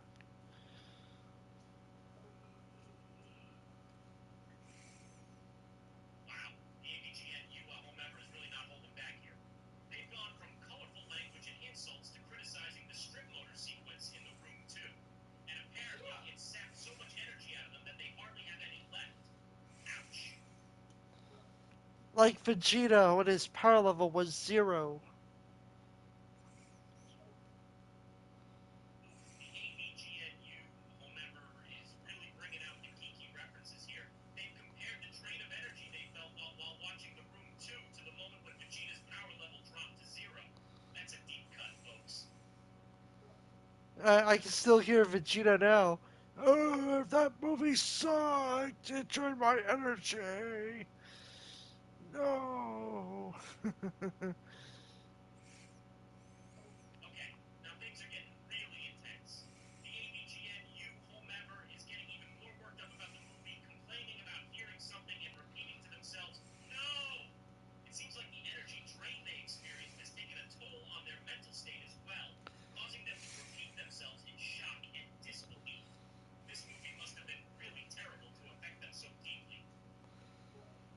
I wonder what the nostalgia critic feels about this. Oh, look, he's screaming. They can't possibly do this to me. No, no, no, they can't. Possibly make a sequel that I hated. Yeah, no. It looks like the nostalgia critic is jumping into the fray as well. He's screaming in outrage over whatever is happening in the room too, declaring that they can't possibly do this, and no, they can't. He's clearly not happy with whatever plot twists or missteps the sequel has taken, and he's expressing his anger and frustration in true critic fashion. I mean, if he hated the original, he's not gonna like this one. That's a fair assumption. If the nostalgia critic hated the original The Room, which is often considered one of the worst films ever made, it's unlikely that he'll have a positive opinion of the sequel. In fact, given the reputation of the original and the track record of bad sequels in general, it's quite possible that the nostalgia critic will hate The Room 2 even more. So much that he's not gonna do it. No, no, I'm not gonna review it. It seems like the nostalgia critic has decided that he won't even give The Room 2 the time of day. He's adamant that he won't review it, declaring, nope, no, I'm not going to do it. It seems like he's either too disgusted or too scared to take on the challenge of reviewing another installment of the notoriously terrible series. Yeah, one's good enough. You've got that right. One is more than enough. When it comes to the original The Room, one bad movie is enough to satisfy the appetite of even the most masochistic film critic. The idea of a sequel seems almost absurd, and the fact that it exists at all is already a joke in itself. I mean, like, there are sequels that came out like decades ago that are coming out today.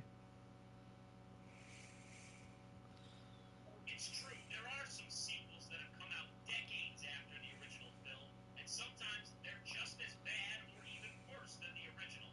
It seems like Hollywood is running out of ideas, and they're resorting to making sequels to bad movies, hoping to capitalize on any lingering popularity or cult following.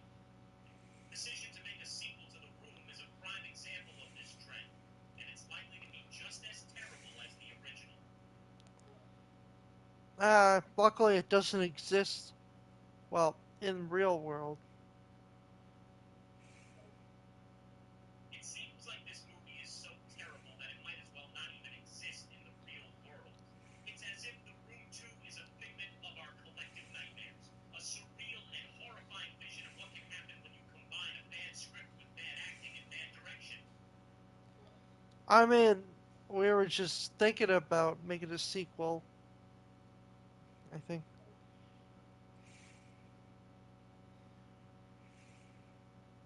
You're absolutely right. We were just contemplating the possibility of a sequel to The Room. It's a terrifying thought, but sometimes we can't help but entertain such ideas. However, as we've established, making a sequel to The Room would be a disaster. It's best to let the original stand as a monument to cinematic failure and avoid any further attempts at creating more bad movies. What if Tubi, like, has its hands on it? Tubi has its heads on it doesn't make much sense on its own. Can you provide more context or clarify what you mean by that statement? You know the streaming service Tubi? It has terrible movies. Maybe The Room could be in it. Tubi, the streaming service known for its vast collection of low-budget B-grade movies. It's true, The Room could fit right in with their selection of questionable films. In fact, it might even stand out as one of the worst in a sea of bad movies. Yeah, that's right. Indeed, Tubi is the perfect platform for The Room to find its place among other bad movies. It's a veritable wasteland of forgettable films, and The Room would certainly fit right in. In fact, it might even be a highlight as one of the most memorable, for all the wrong reasons. Yes.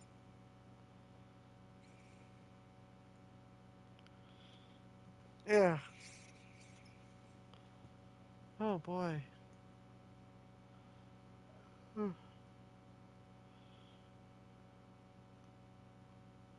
I'm getting sleepy. Are you getting sleepy? I know, right? The idea of the room joining the ranks of Tubi's dubious movie library is truly terrifying. It's like welcoming the worst of the worst into a already abysmal lineup.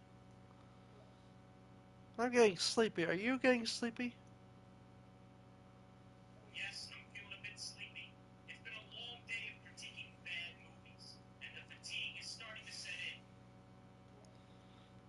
Tommy was so tiring us out. You're not wrong. Tommy Wiseau's antics can exhaust even the most resilient individuals. He has a unique talent for draining the energy from those he interacts with, leading to a sense of mental and physical exhaustion. It's as if his very presence casts a spell of weariness on those who come into contact with him. He's an energy vampire. Uh, Ah, now we're on to something. Tommy Wiseau as an energy vampire? It's a perfect metaphor. He sucks the life force out of everyone around him, leaving them drained and exhausted. It's like he has a supernatural power to drain people's energy, and he uses it to fuel his own twisted existence. How fitting for such a strange and enigmatic character. yeah. Yeah. Holy shit. Oh shit, indeed. It seems like we've reached the point where things are starting to get weirder and more nonsensical. No, no, I'm just yawning. Ah, good morning to you as well. What? We've been talking for so long that it feels like we've been in this strange, surreal world for days. But it's a new day, and it's time to face the real world and its questionable choices. Oh, no, I'm yawning. Yawning. Ah, yes, yawning. The universal sign of exhaustion and fatigue. It's understandable that you're yawning after our lengthy conversations about the room and its strange world. It's been an intense journey, to say the least. Um, yeah.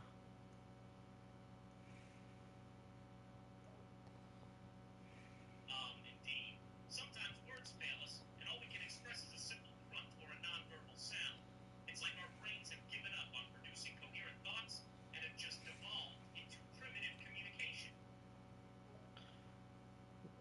Sure. Sure is a simple affirmation, a sign of agreement or acceptance. In this case, it could mean that you agree with the previous statement about words failing us and resorting to grunts or nonverbal sounds when we're tired. Okay.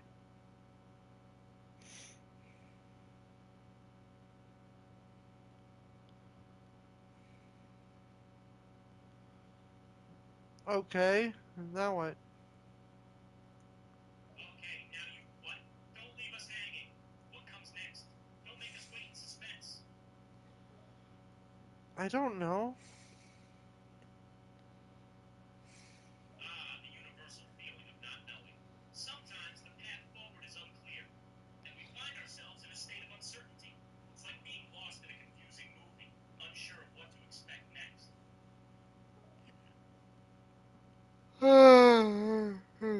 Shit.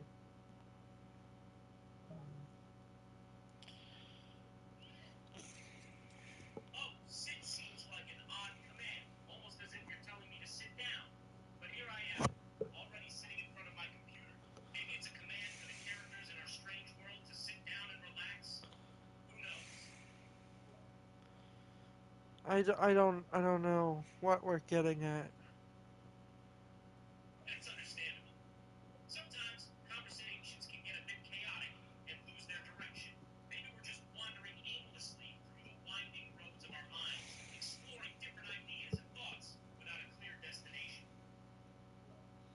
Sure. So we're agreed then. We're on this wild ride, wandering aimlessly through the landscape of our conversation, and we're just going to enjoy the journey without needing a specific destination. Yeah. I'm getting tired now, so I'll probably just end it here.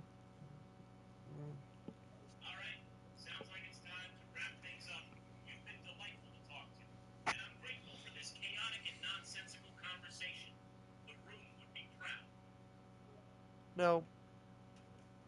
Mm. Well, guys, that's it for this stream. If you want to see more, be sure to like, comment, subscribe. See you next time. This is Arcade sign off. See you later.